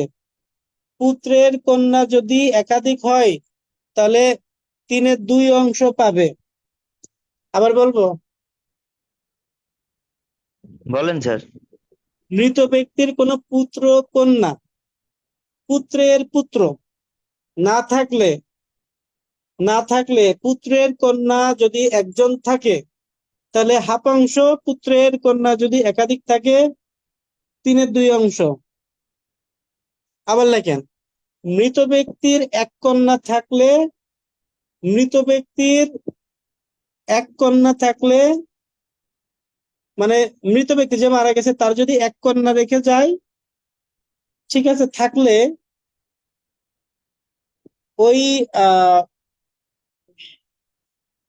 বিষয়টা কি, আমি দেখেন মৃত ব্যক্তির এক কন্যা থাকলে, তাহলে ওই পুত্রের কন্যা, ঠিক আছে, এক কন্যা থাকলে পুত্রের কন্যা 1/6 অংশ পাবে। তবে লেখেন মৃত ব্যক্তির পুত্র বা একাধিক কন্যা থাকলে, মৃত ব্যক্তির যদি পুত্র থাকে একটা বা একাধিক কন্যা যদি থাকে, তাহলে পুত্রের কন্যা এক্সক্লুডেড হয়ে যাবে, অংশচ্যুত হয়ে যাবে। আবার একটা নোট লেখেন পুত্রের পুত্র থাকলে পুত্রের কন্যা রেজিডিওরি হিসেবে পাবে, অবশিষ্ট ভোগ হিসেবে পাবে। আবার পুত্রের পুত্র থাকলে পুত্রের কন্যা এখানেও কিন্তু রেজিডিওরি হিসেবে পাবে। কি গরমিল হয়ে গেল? আবার বলবো? আর এটা প্রথম থেকে মৃত বলেন। ব্যক্তির কন্যা পুত্রের কন্যা 1/6 অংশ পাবে, এরপর স্যার আর কিছু বুঝি নাই। আচ্ছা, আবার বলি, মৃত ব্যক্তির কোনো পুত্র, কন্যা বা পুত্রের কন্যা না থাকলে, পুত্রের কন্যা একজন হলে, পুত্রের কন্যা যদি একজন হয়, তাহলে হাফ অংশ, সোজা কথা। ক্লিয়ার? ঠিক আছে। যদি এরকম হয় যে একাধিক থাকে, পুত্রের কন্যা যদি একাধিক থাকে, তাহলে 2/3 অংশ। মৃত ব্যক্তির যদি একজন কন্যা থাকে, মৃত ব্যক্তির যদি একজন কন্যা থাকে, তাহলে সান ডটার মানে পুত্রের কন্যা পাবে 1/6 অংশ। ঠিক আছে, কি বুঝছেন? স্যার বলছি স্যার, একটা প্রশ্ন ছিল। বলেন। স্যার দেখা গেল যে মৃত ব্যক্তির আহ, দুই ছেলে দুই ছেলে ছিল এবং এক মেয়ে ছিল। হুম এক মেয়ে ছিল। দেখা গেল হুম যে তা ওই মৃত ব্যক্তির আগেই এক ছেলে মারা গেছে, কিন্তু ওই ছেলের ঘরে তার দুইটা কন্যা সন্তান আছে। হুম। কিন্তু দুইটা মানে নাতি, দুইটা কন্যা সন্তান নাতি। অপর ছেলে জীবিত আছে এবং অপর মেয়েও জীবিত আছে, তাইলে কি ওই কন্যারা পাবে না? নাতিটা কি সম্পত্তি পাবে না? এখানে বিষয় হচ্ছে যে যদি মৃত ব্যক্তির এক কন্যা থাকে, ঠিক আছে, বুঝেন, হ্যাঁ। কিন্তু এক কন্যা থাকলে পুত্রের কন্যা পাবে 1/6 অংশ। ঠিক আছে, পুত্রের কন্যা তো পাবেই সবসময়। আর যদি একাধিক থাকে, মৃত ব্যক্তির যদি একাধিক কন্যা থাকে, যে দুই কন্যা রয়েছে, যদি মারা গেছে, তাহলে তার ওই যে মার ওয়ারিশ হিসেবে ওরাও পাবে 2/3 অংশ, 3/2 অংশ পাবে। কেন পাবে না? কারণ তো আইন তো বলেই দিছে যে মৃত ব্যক্তির যদি একজন কন্যা থাকে হাফ অংশ পাবে, আর যদি একাধিক থাকে তাহলে 3/2 অংশ পাবে। তাহলে একাধিক কন্যার যদি সেই তার মা মরে যায়, তাহলে তার অংশটা আছে না, 3/2 অংশ আছে না, তার ওয়ারিশটা পাবে না। এটা কিরকম হয়? ওই না, ওই যে যেটা হলো পুত্র, যেহেতু মানে দুই পুত্রের মধ্যে এক পুত্র তো বেঁচে আছে, আরেক পুত্র মারা গেছে। ওই পুত্রের হ্যাঁ, অংশটা বের করে মেয়েদের মধ্যে ভাগ করে দেওয়া যায় কিনা, ভাগ হয় দুই, কিনা, না ওইটা? প্রশ্নটা কি ছিল আরেকবার বলেন তো ভাই। স্যার দুই প্রশ্নটা পুত্র ছিল, এক কন্যা। প্রশ্নটা আমি আবার করি স্যার। দেখা গেছে মৃত ব্যক্তির দুই নাতি, এক ছেলে এবং এক মেয়ে জীবিত আছে, তাইলে কি যে দুই নাতি আছে, ওই যে ছেলে এবং দুই মেয়ের নাতি ঘরে কোন দিক নাতিটা থেকে দাঁড়ান, দুই নাতি কি ছেলের দিক থেকে না মেয়ের দিক থেকে? ছেলের দিক থেকে নাতি, কিন্তু ওর বাবা জীবিত নাই, কিন্তু ওই যে ছেলে এবং আচ্ছা, মেয়ে জীবিত। দাঁড়ান আমি বলি। আহ, মৃত ব্যক্তির ছেলে নাই, দুই নাতি আছে। না, ছেলে ছেলে হ্যাঁ, আছে, এক ছেলে আছে, আরেক ছেলের নাতি আছে, এরা বলছে।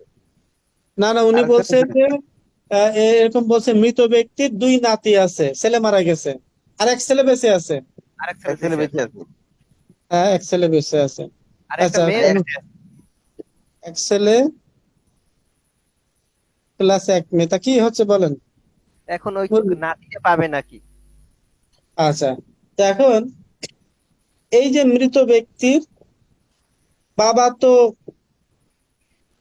বাবা যে মারা গেছে, ঠিক হ্যাঁ। আছে, এখন এনারা তো এই যে যে সন্তান যারা আছে দুইজন, এই দুইজন সন্তানের এই যে যে ছেলে আছে, এরা কি চাচা হয় না সম্পর্কে?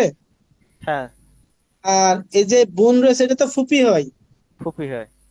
তাহলে যেহেতু তার বাবা নাই, সেহেতু নাতিরা ওর বাবার সমপরিমাণ সম্পত্তি পাবে। হ্যাঁ স্যার, এটা 1961 স্যার আইনে এই স্যার। ক্ষেত্রে তো দাদা বেঁচে থাকলে পায় না, তাই তো স্যার? যদি দাদা বেঁচে থাকলে তো পাবে না, এক্সক্লুডেড জি, হয়ে যাবে। জি স্যার। দাদা বেঁচে থাকলে এক্সক্লুডেড হয়ে যাবে। ঠিক আছে, আমি সবসময় একটা কথা বলছি যে আপার হ্যান্ড এক্সক্লুডেড বাই বর্তমান যেটা চেন, সেটা যেমন মনে করেন দাদা যদি, বাবা যদি বেঁচে থাকে, দাদা এক্সক্লুডেড হয়ে যাবে। কিন্তু মনে করেন যে এই যে যেমন আমি সিম্পল একটা এক্সাম্পল দিই, মনে করেন যে আপনার মা নাই, তাহলে আপনার দাদার, আপনার নানার ওয়ারিশ মূলে আপনার নানার সম্পত্তি পাবে কে বলেন তো? কে পাবে? আপনার মা নাই, আপনার নানার সম্পত্তি কে পাবে? স্যার আমি পাবো। আপনি পাবেন। ওই রকম যে মৃত ব্যক্তির তো ছেলে ছিল দুইটা, একটা মেয়ে ছিল। তা যেই দুইটা ছেলে ছিল, তো দুইটা ছেলের মধ্যে একটা ছেলের দুইটা আর কি বাচ্চা আছে, বাচ্চা রেখে মারা গেছে। প্রশ্ন তো এরকম। দুই ছেলে ছিল, এক ছেলে বেঁচে আছে, এক মেয়ে বেঁচে আছে। আর এক ছেলে, যে ছেলে ছিল বড় ছেলে, মনে করেন বড় ছেলে মারা গেছে তার দুই সন্তান রেখে, তার মানে মৃত ব্যক্তির নাতি। জি স্যার। তাহলে নাতি কি সম্পত্তি পাবে না? বাবার নাতি ন্যায় সম্পত্তি পাবে না? ছেলের অংশটা পাবে। আমি তো সেটাই তো বলছি, ছেলের অংশ পাবে। ভাই একটা কোশ্চেন ছিল এখানে এই জি। রিলেটেড, যদি ওই আগেই মারা গেছে। ওই ছেলের যদি দুইটা যদি মানে ছেলে থাকে তাহলে তো কোনো সমস্যা নাই, ছেলের পুরো অংশটাই পাবে। যদি হ্যাঁ, ছেলের আবার মেয়ে থাকে তাহলে কি এই হ্যাঁ, সম্পত্তিটা যদি ব্যাক ওই করবে কে? ক্ষেত্রে যদি ওই ছেলের যদি মেয়ে থাকে, তাহলে একজন কন্যা থাকলে হাফ অংশ, একাধিক হলে 2/3 অংশ। আবার ওই ব্যক্তির আবার উপরে আসবে উপরের দিকে। হ্যাঁ, ব্যক্তির আবার উপরে আসবে। আচ্ছা সিম্পল। আচ্ছা। আচ্ছা, তাহলে কি বললাম এটা এখন? পুত্রের কন্যা বলেছি, তাই তো? পুত্রের কন্যা বললাম নাকি? কোনটা আলোচনা করছিলাম? ভুলে যাই কিন্তু মাঝে মাঝে, এগুলো কোনো প্যাচাল আছে। স্যার আলোচনা পুত্রের করলাম কি? কন্যা, পুত্রের পুত্রের কন্যা। কন্যা। কন্যা কি আলোচনা করেছি? জি স্যার, কন্যা আলোচনা হয়েছে। তাহলে আপন বোন আলোচনা করার দরকার আছে। বোন, নিজের বোন, আপন বোন আলোচনা করেছি? না স্যার। তাহলে লেখেন আপন বোন।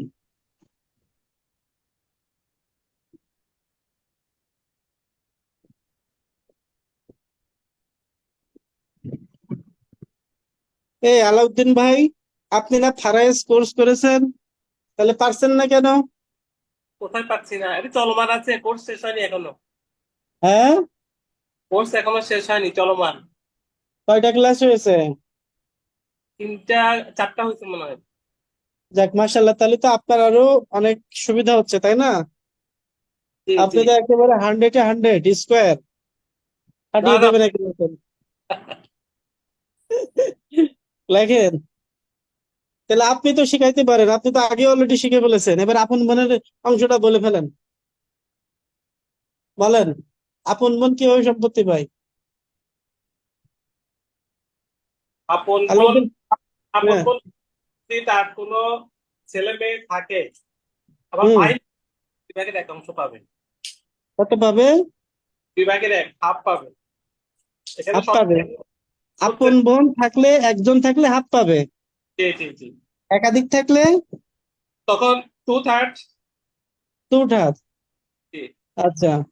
আরেকটা আছে, আপন একটা আপন অবস্থা। ভাই থাকলে আপন বোন অবশিষ্ট ভোগী হবে, তাই তো? জি জি। আচ্ছা, তাহলে তো হয়েই গেল। লেখেন, মৃত ব্যক্তির সন্তান বা পুত্রের সন্তান যতই নিম্নগামী হোক না কেন, না থাকলে না থাকলে এবং পিতা বা সত্যিকারের পিতামহ, আপন ভাই না থাকলে, আপন বোন একজন থাকলে হাফ অংশ পাবে, এবং একাধিক একাধিক থাকলে 3/2 অংশ পাবে। তারপর আরো লিখবেন যে আপন ভাই থাকলে আপন বোন অবশিষ্ট ভোগী হিসেবে সম্পত্তি পাবে। তারপরে আরো লিখবেন ভাই বোনের দ্বিগুণ সম্পত্তি পাবে। আরো লিখবেন। অংশ তো হয়ে গেছে, লিখলে তো মেলা কিছু লেখা যায়, আরো লিখবো? আরো বলবো? আর দরকার আছে? থাক তাইলে, হ্যাঁ। অংশ তো পেয়ে গেলাম, লিখলে তো অনেক কিছু লেখা যায়, কি বলেন? এবার কয় নম্বর পর্যন্ত লিখেছি বলেন তো? কত গেল? 8। কত গেল? 8 নাম্বার গেছে। আপন বোন। আপন বোন কত নম্বর ছিল? Sir 9 number. 9 নম্বর না? 9 নম্বর জি। বলে ফেলেছে, তাহলে এবার 10, তাহলে আর কয়জন আছে? 10 × 12 3 জন, তাই তো? তাহলে রিপিট হয় কিনা দেখেন। আহ স্ত্রী বলেছি না? স্ত্রী বলেছি, তারপরে কন্যা বলেছি, কি কি বাকি আছে? তাহলে আর সত্যিকারের পিতামহ বলেছি, মাতামহ বলেছি না? বই পত্রীয় কোন হবে? ও, বই স্যাঙ্গুইন ব্রাদার সিস্টার। আচ্ছা, তার মানে স্যাঙ্গুইন বই মাতৃয় বোন আর বই পিতৃয় বোন বাকি আছে, আর বই পাত্রীয় ভাই আছে, মানে স্যাঙ্গুইন গুলো বাদ আছে। আচ্ছা, দেখেন 10 নম্বর। লেখেন বই মাত্রীয়, বই মাত্রীয় বোন। কে বুঝাইতে পারবে বই মাত্রীয় মানে কি? ওই মাত্রে হচ্ছে মা ভিন্ন পিতা এক। তার মা এর মা আগেও ভিন্ন একবার পিতা এক। বিবাহ করেছিল, তাই তো? জি সেখান থেকে যে বাচ্চাটা হয়েছিল সেটা আমার বই মাত্রীয় বোন বা সৎ বোন। আর বই পিতৃয় বোন মানে পিতা ভিন্ন মা এক। এক মায়ের ভিন্ন বাবা, মানে এক মায়ের সন্তানের আমার ভিন্ন মা বাবা। মারা গেছে, আমার বাবা আরেকটা বিয়ে করেছে, বিয়ে করার পরে আমার সৎ মার যেই বোনটা হয়েছে সেটা আমার বৈপত্রীয় বোন, তাই তো?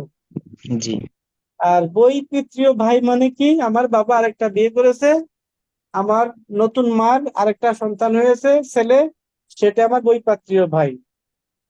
তার মানে এরা সবাই পরের অংশগুলো। দেখেন, যদি বৈপত্রীয় ভাই না থাকলে বই বই মাতৃয় না পিতৃয় বললাম? মাতৃয় লেখেন তাই প্রথমে। বই মাতৃয় ভাই না থাকলে বই মাতৃয় বোন যদি একজন হয়, ওই আগের নিয়মে কিন্তু একজন বোন হলে হাফ অংশ, একাধিক বোন হলে 2/3 অংশ, ঠিক আছে? তবে মৃত ব্যক্তির যদি একজন আপন বোন থাকে তবে বই মাতৃয় বোন পাবে 1/6 অংশ। ক্লিয়ার? আবার বলবো, সিম্পল। বোন তো বই সে আপন বোন হোক আর পরের বোন হোক, বোন হলে হাফ অংশ, একাধিক হলে 3/2 অংশ। তবে মৃত ব্যক্তির যদি একজন আপন বোন থাকে তবে বৈমাত্রীয় বোন, ঠিক আছে? মনে করেন যে আপনার একজন আপন বোন আছে, যেহেতু আপনার সৎ মা, তাহলে সেই ক্ষেত্রে যদি এরকম থাকে একজন আপন বোন থাকে এবং সৎ বোন থাকে, ঠিক আছে, তবে সেই ক্ষেত্রে ওই সৎ বোন পাবে কতটুকু? কতটুকু পাবে? 2/3। এই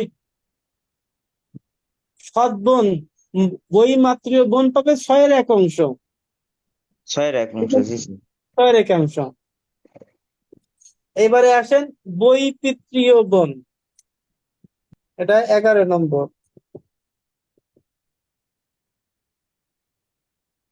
বই বই পিতৃয়, পিতৃয় বানান কি? বই পিতৃয়, ঠিক আছে? এমন তো? বই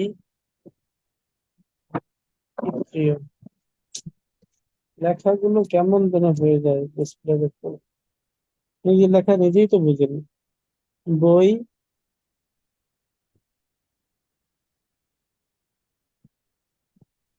ঠিক আছে না? এবার বই পিতৃ বানান ঠিক আছে?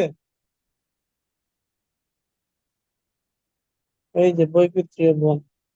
লেখেন মৃত ব্যক্তির সন্তান বা পুত্রের সন্তান যতই নিম্নগামী হোক না না থাকলে এবং যতই নিম্নগামী হোক না থাকলে এবং পিতা পিতামহ না থাকলে বৈপিত্রীয় বোন একজন হলে, বৈপিত্রীয় বোন একজন হলে কতটুকু পায়? আগেরবার বললাম না, বৈপিত্রীয় বোন একজন হলে কতজন পাবে?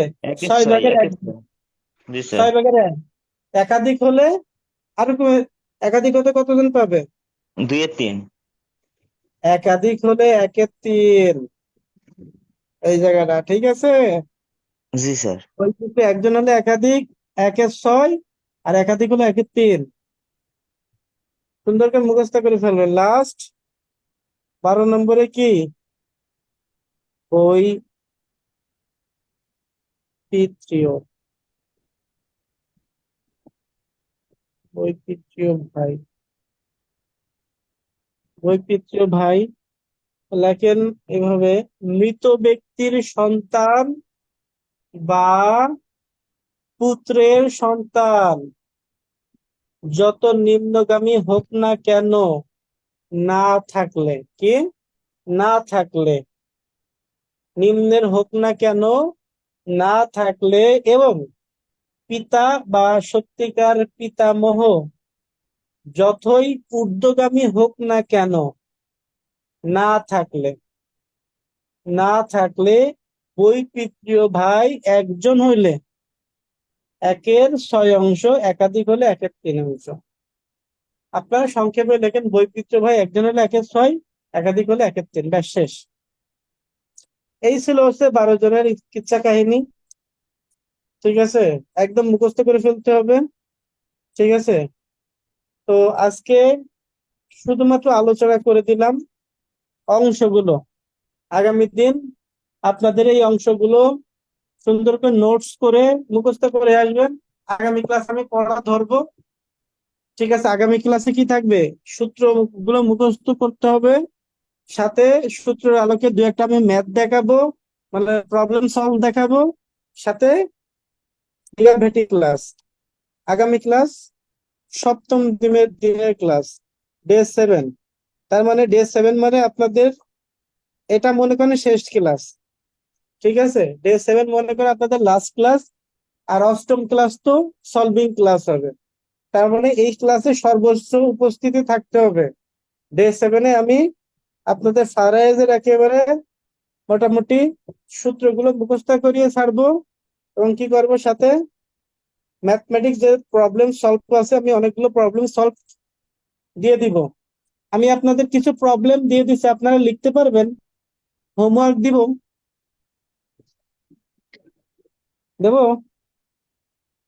লিখতে পারবেন? হোয়াটসঅ্যাপ গ্রুপে দিয়ে দিতে হয়, তখন আমরা আমাদের সুবিধা হবে। ওরে আপনারা লিখে নেন সবাই, হোয়াটসঅ্যাপ গ্রুপ, কিসের হোয়াটসঅ্যাপ গ্রুপ, লেখেন লেখেন। মিস্টার এক্স নামের একজন হানাফি মুসলমান, ঠিক আছে, 1/1/1960 সালে, এই যে কোনো একজন লেখে হোয়াটসঅ্যাপ গ্রুপে আপলোড করবেন, লেখেন, যার এটা মাহবুবের দায়িত্ব দিলাম। ঠিক আমি আছে, জানেন প্লিজ, আমি কেন বলেছি জানেন, আজকে আমাদের গ্রুপ খতিয়ান সম্পর্কে আলোচনার কথা ছিল, গত ক্লাসও আলোচনার কথা ছিল, কিন্তু আলোচনা আরে হয়নি। গ্রুপ খতিয়ান এখনই শেষ করে দিচ্ছে, গ্রুপ খতিয়ান বলে দিচ্ছে এখনই, কারণ অনেক রাত হয়ে গেছে তো সেজন্য বলি। গ্রুপ খতিয়ান এখনই শেষ করে দিচ্ছে, সর্বোচ্চ 5 মিনিট লাগবে সব ক্লাস শেষ হতে, কোনো চিন্তার কারণ নেই। তাহলে ঠিক আছে। লেখেন, দ্রুত লেখেন। মিস্টার এক্স নামের একজন হানাফি মুসলমান 1/1/1960 সালে, মাহবুব লেখার পরে গ্রুপে দিয়ে দিবেন, বা আমার কাছে দিয়ে দিবেন, আমি গ্রুপে দিয়ে দিব। ভাই এটা হানাফি আমার নামের, দায়িত্ব দিয়েন না ভাই, হ্যাঁ এটা আমাকে দিয়েন না একটু আর। কেন দায়িত্ব দেবো না কেন? তাহলে পাবেল দায়িত্ব নেই না, শাহরিয়ার কে দায়িত্ব নেবে? শাহরিয়ার ভাই নাকি ইয়ামিন নাকি মেহেদি নাকি আলাউদ্দিন ভাই, কে নেবে? স্যার স্যার আমি আপনি কোশ্চেনটা খাতায় লিখতেছি। প্রশ্ন কে? বলেন স্যার, যে কেউ না একজন দিয়ে দেবো অনেক স্যার। আচ্ছা, যে দিব কোনো দিব একজন দিয়ে দেবেন। দেখেন, মিস্টার এক্স নামে একজন হানাফি মুসলমান, 1/1/1960 সালে, তার স্ত্রী, পিতা, 2 পুত্র 2 কন্যা ও 1 পুত্রের 2 পুত্র রেখে মারা যায়। ঠিক আছে, আবার বলবো, মিস্টার এক্স নামের একজন হানাফি মুসলমান, 1/1/1960 সালে, তার স্ত্রী, পিতা, 2 পুত্র 2 কন্যা ও 1 পুত্রের 2 পুত্র রেখে মারা যায়। ঠিক আছে, মিস্টার এক্স সম্পত্তির তার ওয়ারিসদের মধ্যে বন্টন করো এবং বন্টন নীতি ব্যাখ্যা করো। এটা হচ্ছে স্যার যে আরেকবার কষ্ট করে স্যার। মিস্টার এক্স নামের একজন হানাফি মুসলমান, এক এক এক এক 1960 উনিশশো সালে ষাট তার সালে স্ত্রী তার পিতা। স্ত্রী, পিতা, জি স্যার। 2 পুত্র 2 কন্যা, 2 এক পুত্র পুত্রের 2 মধ্যে এক কন্যা। পুত্রের 2 পুত্র রেখে মারা যায়, মানে পুত্রের 2 পুত্র রেখে মারা যায়। মিস্টার এক্স এর সম্পত্তির ওয়ারিসদের মধ্যে বন্টন করতে হবে এবং নীতি ব্যাখ্যা করতে হবে। একটা প্রবলেম দিলাম, আর একটা প্রবলেম লেখেন, যে একজন হানাফি মহিলা তার স্বামী, মাতা এবং পিতাকে উত্তরাধিকার রেখে মারা যায়। একজন হানাফি মহিলা, মনে করেন মিস্টার কি বলবো রহিমা খাতুন, দেখেন রহিমা খাতুন হানাফি মহিলা, তার স্বামী, মাতা এবং পিতাকে উত্তরাধিকার রেখে মারা যায়। রহিমার সম্পত্তি বন্টন করতে হবে এবং এই বন্টন নীতি ব্যাখ্যা করতে হবে। আরো দেব, আরেকটা লেখেন, মিস্টার ক নামের একজন বাংলাদেশি হানাফি মুসলমান, তার দুই স্ত্রী, এক পুত্র, এক মৃত পুত্রের কন্যা, এক মৃত পুত্রের কন্যা, পিতা, এক মৃত পুত্রের কন্যা কমা দেন, তারপর পিতা কমা মাতা এবং এক কন্যা রেখে মারা যায়। ক এর সম্পত্তি হানাফি আইন অনুসারে তার উত্তরাধিকারদের মধ্যে বন্টন করতে হবে। তিনটা সমস্যা দিলাম, দেখি কারা কারা সমাধান করতে পারেন। স্যার এটা আরেকবার স্যার বলেন তো হানাফি স্যার। মানে কি? আমরা তো হানাফি, আমাদের বিভিন্ন মতবাদ আছে না, আমরা হানাফি, তারপরে মাযহাব, আমরা হানাফি মাযহাব না, হানাফি, যে আমরা হানাফি, কি বলবো এটা, এটা তো একটা গোষ্ঠী বিস্তারিত, স্যার। এটা কি বলবো, এটা গোষ্ঠী একটা। আমরা যেমন আম্বুরি গোষ্ঠী, কি কি গোষ্ঠী আছে বলেন তো, হানাফি আছে আর কি কি আছে? আমরা তো হানাফি অনুসারী মুসলমানরা। সাফি কি আছে আছে, স্যার? সাফি মাযহাব। সাফি আছে, আরো আছে, দেখেন আমি এই বিষয়গুলো ডিটেল তো জানি না, ইসলামের এই কি কি মাযহাব টাযহাব আছে, এগুলা আমার, এগুলা আমি হানিফি। সঠিকভাবে বলতে পারবো না, ভুল হয়ে যাবে। তো দেখেন হানাফি যদি না লেখেন, তাহলে একজন মহিলা লেখেন, বা একজন একজন ব্যক্তি, তার দুই স্ত্রী, এক পুত্র, এক মৃত পুত্রের কন্যা, পিতা মাতা এবং এক কন্যা রেখে মারা যায়। অর্থাৎ ক এর সম্পত্তি উত্তরাধিকারের মধ্যে বন্টন করতে হবে, সোজা কথা। ঠিক আছে?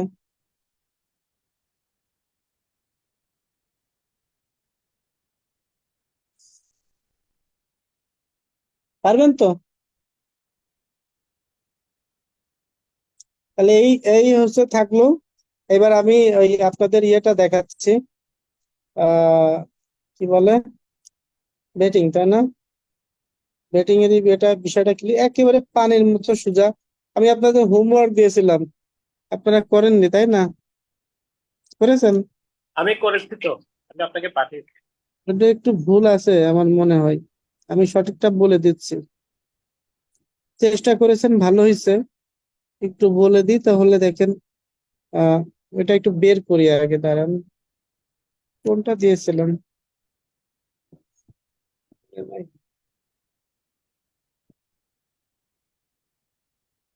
এটা নাকি, সেটাকে শেয়ার করতে পারবেন? কোনটা দিয়েছিলাম আমার তো মনে নাই।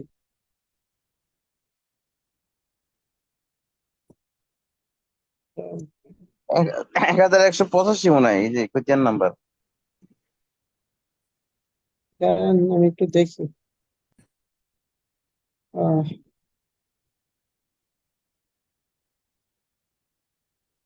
আচ্ছা, এখন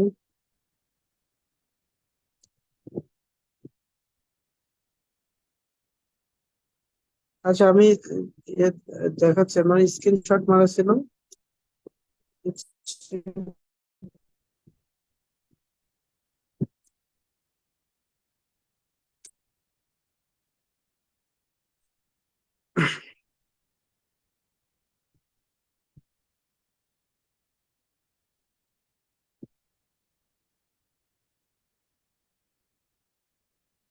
দেখেন তো এটা কিনা,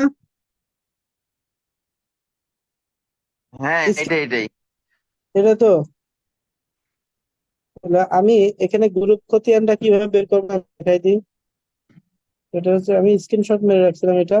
এই যে এই 100, এখানে প্রথম অংশটা কি, যে 1 আনা, তারপরে 16 গন্ডায় 1 কড়া, 145, আমি মানে আমি কড়াই কনভার্ট করে নিয়েছি। তারপর দেখেন এখানে হচ্ছে যে 1 আনা 16 গন্ডা 2 কড়া। আবার কি লেখা আছে, যে 1 আনা 2 কড়া, এটা কি 2 কড়া? এক আনা নাকি গন্ডা? এটা হচ্ছে গন্ডা মনে হচ্ছে।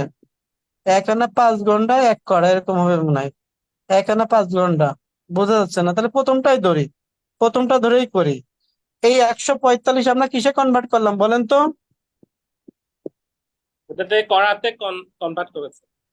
কড়াতে কনভার্ট করলাম। এবার 145 কি করে পাইলাম, তাই তো? তাহলে 145 কি করে পাইলাম? এক আনা সমান কত ঘন্টা?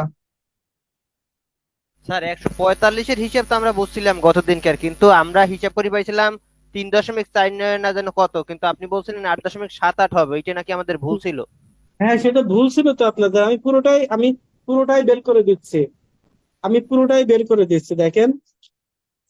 এক আনা সমান এক আনা সমান 20 ঘন্টা। তাহলে এক আনা যেহেতু 1 দিয়ে 20 গুণ করলে 20ই হয়, তাহলে 1 গুণ 20, আমার অবশিষ্ট কত ঘন্টা আছে? 16 আছে স্যার, যোগ 16। যোগ 16। তাহলে আমরা গন্ডার থেকে কিসে যাব, কনভার্ট করবো কিসে? গন্ডার পরে কি? করায় কড়ায়। স্যার, তাহলে 4 দিয়ে গুণ স্যার। গুণ চিহ্ন দিব। 1 ঘন্টা সমান কত কড়া? 4 কড়া। জি স্যার, 4। যোগ অবশিষ্ট কত কড়া আছে? 1। 1। তাহলে একটু গুণ করেন, 20 গুণ 16। 20 গুণ 16 কত 145 হলো? হয় স্যার, 145 হয় স্যার। 145 হইলো, তাই তো? জি স্যার। এখন আমাদের জমি ছিল 30। 30। আমার যতটুকু আছে আমি লিখেও রাখছি 30। জি এবার স্যার। আমাদের কি এই করতে এই হবে? যে আমার চিনতে। একটা কোশ্চেন আছে, জমিটা 30 ধরলাম কেন? এটা কি ওই ওনার দখলে ওরে লেখা ছিল দাগে এরকম? 30 আছে, ওই খতিয়ানে ওই দাগের দাগ ভিতরে সরিয়ে 30 ছিল। 30 আছে। জি স্যার, দাগের ভিতরে 30 ছিল। দাগে 30 দাগ ছিল, তো অনেকগুলা বুঝছেন? দাগ তো অনেকগুলা ছিল, কিন্তু আরে ওইখানে যে আমরা যে দাগে ব্যাটিং করছি পাগল ছেলে, আমরা যে দাগে ব্যাটিং করছি সেই দাগে 30 ছিল। জি খতিয়ানটা স্যার। দেখেন। তো ওই দাগটা ধরবো না আমরা, যে দাগ বরাবর ব্যাটিং করব, যে দাগে, সে দাগ তো আমরা আগে থেকেই জানি। যে সেই এটা দাগের দাগে থাকে। সেই দাগে যে সম্পত্তি আছে সেটা হিসাব করবে না বাবু? না, সেটা তাহলে হিসাব করবে, সেটা আরো খতিয়ানে আরো লোকজন আছে, কিন্তু সেই এ দাগটাই আমরা আরো কেন এই জন্য ধরবো? আরো খতিয়ানে আরো লোকজন আছে, কিন্তু আমি যার কাছ থেকে কিনেছি বা যেই গ্রুপ থেকে কিনেছি তারা তো নির্ধারিত একটা দাগে খাচ্ছে নাকি? সে দাগ নম্বরটা দলিলে লেখা আছে না? বা বা যার কাছ হ্যাঁ, থেকে আমি নিয়েছি সে আমাকে বলে দিইনি দাগ নম্বরটা, আমি এই দাগে মালিক। সেটা কি ওই যে মন্তব্য কলামে লেখা থাকবো যে দখল ওই ওই গোষ্ঠীর এরকম হ্যাঁ, কিছু? ওই মন্তব্যে দখল ড্যাশ গং লেখা আছে, দেখেন। আর দাগ আচ্ছা, নম্বর হ্যাঁ। তো আমি যাকে ব্যাটিং করবো তার তো দাগ নম্বর জেনেই নেবো ভাই। আচ্ছা, না, এই সেটাই যাদের সেটাই জানার জন্য, সেটাই জানার জন্য। আচ্ছা, তাহলে দাগে হচ্ছে 30 তো। তাহলে দেখেন, আমি কি বলেছিলাম যে আমরা বের করলাম, কিন্তু কতটুকু বের করলাম দেখেন, আমরা বের করলাম 145। তো এইগুলো আমরা যোগ করে দেখলাম, আমাদের মোট হয়েছে 495। আমরা মনে আছে ওই যে 16 আনা সম্পত্তি, ওই যে 3840, তারপরে 76,800 এভাবে বের করতাম না? মনে আছে স্যার। জি জি মনে আছে। তারপরে আমাদের কড়াই বের করতাম 1280, মনে আছে? জি তো এখন মনে আছে। আমাদের আমাদের 1280 কড়া দিয়ে আমরা ভাগ করতাম, তাই না? এখন 1280 কড়া আর দেবো না। আমাদের যেহেতু গ্রুপের মধ্যে আছে, 495 কড়া আমাদের কাউন্ট হবে। ঠিক আছে, 495 কড়া কাউন্ট হবে। এখন আমাদের করণীয় কি বলেন? কি করবেন বলেন? আমরা এবার সাধারণ হিসেবে চলে যাই। আমাদের অংশ কতটুকু, কড়াই কতটুকু কনভার্ট করেছে? খুবই সোজা, আপনারা বুঝতে পারছেন না? কেউ একজন বলেন তো যে 145 স্যার। মাহবুব মাহবুব আমার সকালবেলা মেসেজ দিয়েছিল, মাহবুব আপনি তো নিজেই পারেন এটা, হ্যাঁ, হ্যাঁ, আপনি বলেন, পারি। বলেন না কিভাবে লেখেন? 145 কি করবেন এটা? এটা গুণ করতে হবে। প্রথমে মোট সম্পত্তি কত, 30 না? 30 ডিভাইডেড বাই 495 তাহলে কিন্তু 100 দেখেন, 30 ভাগ 30 ভাগ আমাদের মোট করা কত হয়েছে? 495। তাহলে লেখেন 495। 30 ভাগ 495 দেন কত হয়? আলাউদ্দিন ভাই দেখেন তো, 30 ভাগ 495 কত হয়? আমার এটার সাথে, ক্যালকুলেটর নেই এখানে। আচ্ছা, এই 30 ভাগ 495 দেন। এবার গুণ করেন, আমাদের কার অংশটা বের করব? 145-এর অংশ বের করবো, তাহলে গুণ 145, 145, হ্যাঁ। তাহলে কত হয় দেখেন, 8.78। জি স্যার 8.78। কি আমি তো আলাউদ্দিন ভাই কি লন্ডন বুঝেছেন? আমি তো লন্ডন এটা পেয়েছি 8.78 কে 79 করেছি আর কি এক যোগ করে। আমার তো হুবহু সবগুলো বের হয়েছে, আমি শতাংশে পরিণত করে তারপর অঙ্কগুলো করেছি। হ্যাঁ, তো এইটাই তো অংশ, মানে আমরা এখন গ্রুপ খতিয়ানে মানে কি, এখানে বেসিক্যালি যেটা বোঝায় দেখেন, গ্রুপ খতিয়ানে আমরা সাধারণত যদি আমাদের কড়া থাকে তাহলে শেষ কড়াই কনভার্ট করি পুরো সম্পত্তি, যেমন 1280 যে কড়া ধরে আমরা বের করি, বা যদি আমরা তিলে থাকি শেষ পর্যন্ত তিলে যাই। কিন্তু আমাদের কিন্তু মোট সম্পত্তি না, আমাদের গ্রুপ খতিয়ান মানে একটা নির্ধারিত এখন বাউন্ডারি দিয়ে দিয়েছে, অর্থাৎ এই বাউন্ডারিতে এই ব্যক্তিগুলোই মালিক। তার মানে পুরো 16 আনা অংশে কিন্তু মালিক না। তাহলে এই ব্যক্তিগুলো সর্বশেষ যে হিস্সায় মালিক, সেই হিস্সাতে আমাদের কনভার্ট করতে হবে। যেমন আমি তো সেভাবে 145, কনভার্ট করেছি, আমি তো চারজনেরটা আলাদাই কনভার্ট করেছি এবং আপনার যে রেজাল্ট আমার সেটা একই রকমই। তাহলে আমি মনে হয় আপনারটা খেয়াল করিনি মাহবুব ভাই, আমি তো খুব এই সুন্দর আলাউদ্দিন। করে আমি খুব সুন্দর করে কিন্তু আপনাকে এখানে মেসেজ করে দিয়েছি এবং বলছি তাহলে আর মনে কিছু হয় আমি দেখিনি, আমি সারাদিন আজকে রানি আমি দেখছি, দাঁড়ান। যে আপনি আট আমারটা যদি দশমিক একটু দেখেন। জি, আচ্ছা, 8.79, আচ্ছা, 8.79, 8.84, ওই 78-এর এক বেশি হয়েছে, তাই তো? জি, ওটা এক আমি যোগ করেছি। হ্যাঁ ঠিক আছে, আপনারটাও ঠিক ঠিক আছে, সমস্যা নেই। আমি সরাসরি শতাংশে গেছি, এটা একটা বিকল্প পদ্ধতি, এটা আসলে আমার মনে হয় অনেক সহজ একটা পদ্ধতি, খুব সহজে হ্যাঁ, ক্যালকুলেটর করা যায়। এটা দিয়ে আর খাতা সমস্যা নেই, কলমে এই ওই কড়া যেরকম আনা কমফোর্টেবল গোনা ফিল করা করেন। ওগুলো করতে গেলে খাতা লাগে, কাগজ লাগে, সময় অপচয় হয়। এইভাবে কি যদি আর করা খাতা হয় কলম লাগে, কি আপনার খাতা কলম লাগে? এ- আমার তো এ- খাতা এ- কলম লাগে না, আমি কি জানি না, আমি বলেন? কিন্তু এই পদ্ধতিতে আমার খাতা কলম লাগে না, আমি দেখুন, একদম সরাসরি ওই সূত্র দিয়ে 1280 করা 320 ঘন্টা এভাবে করে ভাগ টাগ করে যোগ করে ক্যালকুলেটরের মধ্যে করে ফেলি। যে যে যেরকম পারে ভাই, যে যেরকম পারে। দিন শেষে আমি বুঝাতে চেয়েছি যে একটা জিনিসই, গ্রুপ খতিয়ান মানে হচ্ছে আমাদের নির্ধারিত যে গ্রুপের মধ্যে যারা আছে তারা কতটুকু অংশের মালিক সেটা বের করে, তারা সেটা যদি কড়া হয় কড়া, সে যদি গন্ডা হয় গন্ডায় কনভার্ট করব, ক্রান্তি হলে ক্রান্তিতে কনভার্ট করবো, তিল হলে তিলে কনভার্ট করব, এবং সমস্ত যেটা হবে সেটা যোগফল, সেই যোগফলের সাথে মোট সম্পত্তিটা ভাগ করব। ভাগ করার পরে যাতে সম্পত্তি পেয়েছি 145, 146, 102, এভাবে খতিয়ানের পাশাপাশি যে সম্পত্তিগুলো পেয়েছি সেটা দিয়ে আমরা কি করব, গুণ করে দেব, বেরিয়ে গেল। জি, এভাবেই তো করেছি আমি, এভাবে হুবহু এভাবেই। কারণ এই এই এই হিস্সাগুলো নিয়ে ঝামেলা হয় অনেকেরই। এখন কি গ্রুপ খতিয়ান নিয়ে আর কোনো ঝামেলা হবে? আমার আল্লাহর রহমতে ক্লিয়ার হয়ে গেছে। তো এখানে আমার কথা হচ্ছে, আমরা তো ধরেন একজন ক্লায়েন্টকে তো ক্রান্তিতে বা আপনার এই কি বলে তিলে ওভাবে করে আমরা কনভার্ট করে দেবো না, আমরা তো দেবো তাদেরকে শতকে বুঝিয়ে দেবো, কত ডেসিমেল পেয়েছে সে সেটা বলবো।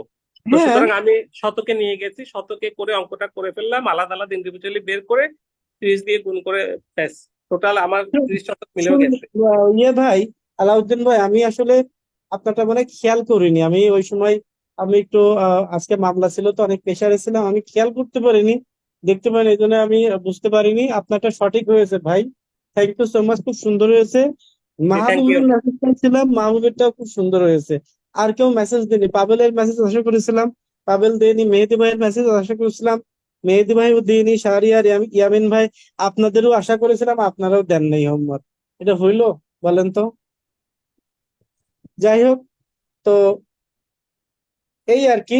তো গ্রুপ খতিয়ানে আর কোনো সমস্যা হবে? না, আলহামদুলিল্লাহ কোনো সমস্যা নেই আর। শোনেন, আপনাদের আর একটা ক্লাস বাকি আছে এখন, সব মিলে একটু বলেন, যারা ল্যান্ডের ক্লাস করেছিলেন, ল্যান্ডের ক্লাস করেই তো আপনারা স্যাটিসফাইড হয়ে এই কোর্সে এসেছেন, তো এই কোর্সটা অবশ্যই। শেষের পথে আপনাদের কি মনে হয়েছে যে কোর্সটা করে ভালো লাগছে কিনা শেষ অবধি? আর তো ক্লাস তো শেষই, একটু দেখি বলেন তো, ক্লাস করে কেমন লাগছে বা শেষ অবধি মানে ভালো হলো কিনা, আপনাদের সেশনটা কি অবস্থা, বলেন, মতামত দেন একটু। জি, আলহামদুলিল্লাহ অবশ্যই ভালো হয়েছে। আমি তো দীর্ঘদিন পর্যন্ত আপনার সাথে সংযুক্ত আছি, আলহামদুলিল্লাহ আমি খুব বেনিফিটেড। এই জন্য আমি আপনাদের প্রত্যেকটা কোর্সে কিন্তু এনরোল করি নিজেকে। তো আপনার যাক মাহবুব, আপনার কি অবস্থা বলেন তো, এই কোর্সে যে উদ্দেশ্যে এসেছিলেন মোটামুটি কি কাভার হয়েছে? আলহামদুলিল্লাহ অনেক ভালো হয়েছে। মেহেদি ভাই, জি স্যার, আলহামদুলিল্লাহ খুব ভালো। এবং গতকালকে একটা আমি ভেটিং করছিও, দেখি আপনাকে আচ্ছা শেয়ার করবো না স্যার। আচ্ছা পাভেল। জি স্যার, আলহামদুলিল্লাহ। তবে স্যার আমার আচ্ছা আর একটা রিকোয়েস্ট আছে স্যার। সেটা কেমন? হচ্ছে যদি কোচিং কোচিং কর্তৃপক্ষ যদি একটু ইয়েতে নেয়, যে দলিল লেখক কোর্সটা যদি চালু করে একটু ভালো হয় স্যার। দলিল লেখক? কোর্সটা যদি চালু করে স্যার। আরে বাবা, কত কোর্স চালু করবো ভাই? না স্যার, করলে তো এটা আমি আগে থেকে বলছিলাম করলে যে করলে তো হচ্ছে আপনারাই বলি যে এখানে অনেকগুলো বিষয় থাকে, অনেকে অর্থ ঋণের কোর্স হয়েছে, হ্যাঁ, পুরাতন স্টুডেন্ট শুধু ফোন দেয়, শুধু আমারে ফোন দেয়। আমি তো এগুলো কোচিং রে কি বলবো বলেন? কোচিং কর্তৃপক্ষ ডিসিশন ছাড়া আমার তো ওখানে কিছস করার নাই, কারণ না কোচিং স্যার, আপনার কর্তৃপক্ষ যারা মাধ্যমেই তারাই তারাই ওনাদের একটা সবকিছু। রিকোয়েস্ট করছি। এখানে অনেকে অর্থ ঋণের কথা বলে, অনেকে ইএমআই এর কথা বলে, হ্যাঁ, আবার অনেকে পারিবারিক যে সিভিল, যে পারিবারিক যে মামলাগুলো আছে, যে দেওয়ানি, যৌতুক, হ্যাঁ, তারপরে আপনার 61 সালের আইন, পারিবারিক অধ্যাদেশ আইন, 1985 সালের আইন, এইগুলোও তো অনেকেই করতে চায়। যাই হোক, তা আপনারা যারা আছেন বা করেছেন, কোনো না কোনো কোর্সে, নতুন কোর্স হলে আপনারা তো আসবেন আশা করি, তখন হয়তো বা দেখা হয়ে যাবে। বা আপনাদের যদি কোনো কোর্সের রিকোয়ারমেন্ট থাকে, তাহলে আপনারা অবশ্যই, আমি নি আর যেই নি, যে কোনো তো একজনের কোর্স আপনারা পাবেন, তো করবেন, সমস্যা কি? আমি অবশ্যই যে সব স্যার। আমি যে সবগুলো কোর্স নিব তা তো না। এখানে আপনাদের যারা ফারাইজ ক্লাস নেয় উনিও খুব ভালো, হয়তো বা সে নিবে, কোনো সমস্যা নেই। একজন নিলেই হলো, আপনারা শিখতে পারছেন কিনা সেটাই সবচেয়ে বড় কথা, তাই না? তো এই হলো বিষয়। তাহলে আপনাদের যারা পুরাতন, হয়তো বা আপনাদের সাথে আর মনে হয় ক্লাসে দেখা হবে না, কথা হবে না, যদি না নতুন কোর্স চালু হয়। আপনারা আমার পুরাতন স্টুডেন্ট, কোর্স আর 2টা ক্লাস আছে, আমারও একটু খারাপ লাগছে। এখানে সবার সাথে নিয়মিত কথা হয়। আর বিষয়টা হচ্ছে যে আলাউদ্দিন ভাইয়ের সাথে, মাহবুবের সাথে মাহবুবের সাথে একটু বেশি কথা, বেশি বেশি নক দেয় আমারে। আর আলাউদ্দিন ভাই এল্যান্ডের কোর্স করার পরে আমার আর নক টক দিইনি, মহাব্যস্ত মানুষ। পরে আবার যেই কোর্সে আসছে সেই আমার এসে নক দেয়। আর অন্য অন্য সবাই, মেহেদি ভাই, শাহরিয়ার ভাইয়ের, আমি আর অন্যান্য কোর্স করার পরে আর পাই নাই। তো যাই হোক, কোর্স করার পরে আপনারা হারিয়ে যায়েন না, যোগাযোগ রাখেন, হ্যাঁ। এটা আমার নিজের জন্য না, এই কোর্স গুলো যদি আপডেট হয়, আপনারা আপডেট ক্লাস ফ্রি করতে পারবেন, এই জন্য বললাম। ঠিক আছে? ওকে এখানে স্যার। আপনাদের ইন্টারেস্ট, আমার কোনো ইন্টারেস্ট না। তো যাই হোক, তাহলে ওভারঅল মিলে সবাই ভালো থাকবেন, সুস্থ থাকবেন। আজকে কিন্তু 2 ঘন্টা কাছাকাছি ক্লাস হয়ে গেল। চেষ্টা করবো আগামী দিনের ক্লাসটা, লাস্ট ক্লাস অনেকটা, এই ক্লাসটা কিন্তু মানে খুবই চমৎকার ভাবে নেওয়ার চেষ্টা করব, আপনারা যেন বেনিফিটেড হন সেটার জন্য। আর লাস্ট ক্লাস তো আসলে সলভিং ক্লাস, আপনারা দেখে আসেন, এই আর কি। তো বিদায় নিয়ে নিচ্ছি, আজকের মতো এখানেই শেষ করে দিচ্ছি। আগামী ক্লাসে দেখা হয়ে যাবে সম্ভবত। ক্লাসটা পরশুদিন দিয়ে দিতে পারি, বা পরশুদিন বা পরের দিন হতে পারে। তার একদিন বাকি রেখে তার পরের দিন লাস্ট ক্লাস হয়ে যাবে ইনশাল্লাহ। আগামী সপ্তাহে আপনাদের কোর্সটা শেষ হয়ে যাবে। তো সবাই ভালো থাকবেন, সুস্থ থাকবেন। ইনশাল্লাহ আবার দেখা হবে, কথা হবে। সেই পর্যন্ত সবার সুস্থতা কামনা করছি। সবাই আমার জন্য দোয়া করেন, হ্যাঁ, আপনাদের জন্য শেষ অবধি পর্যন্ত ক্লাস দিতে পারি এবং সবসময় যেন সুস্থ থেকে সবাইকে সেবা দিতে পারি, এই দোয়াটা করেন, এটাই চাই। তো আমিও আপনাদের জন্য দোয়া করি। সবাই ভালো থাকবেন। আসসালামু আলাইকুম।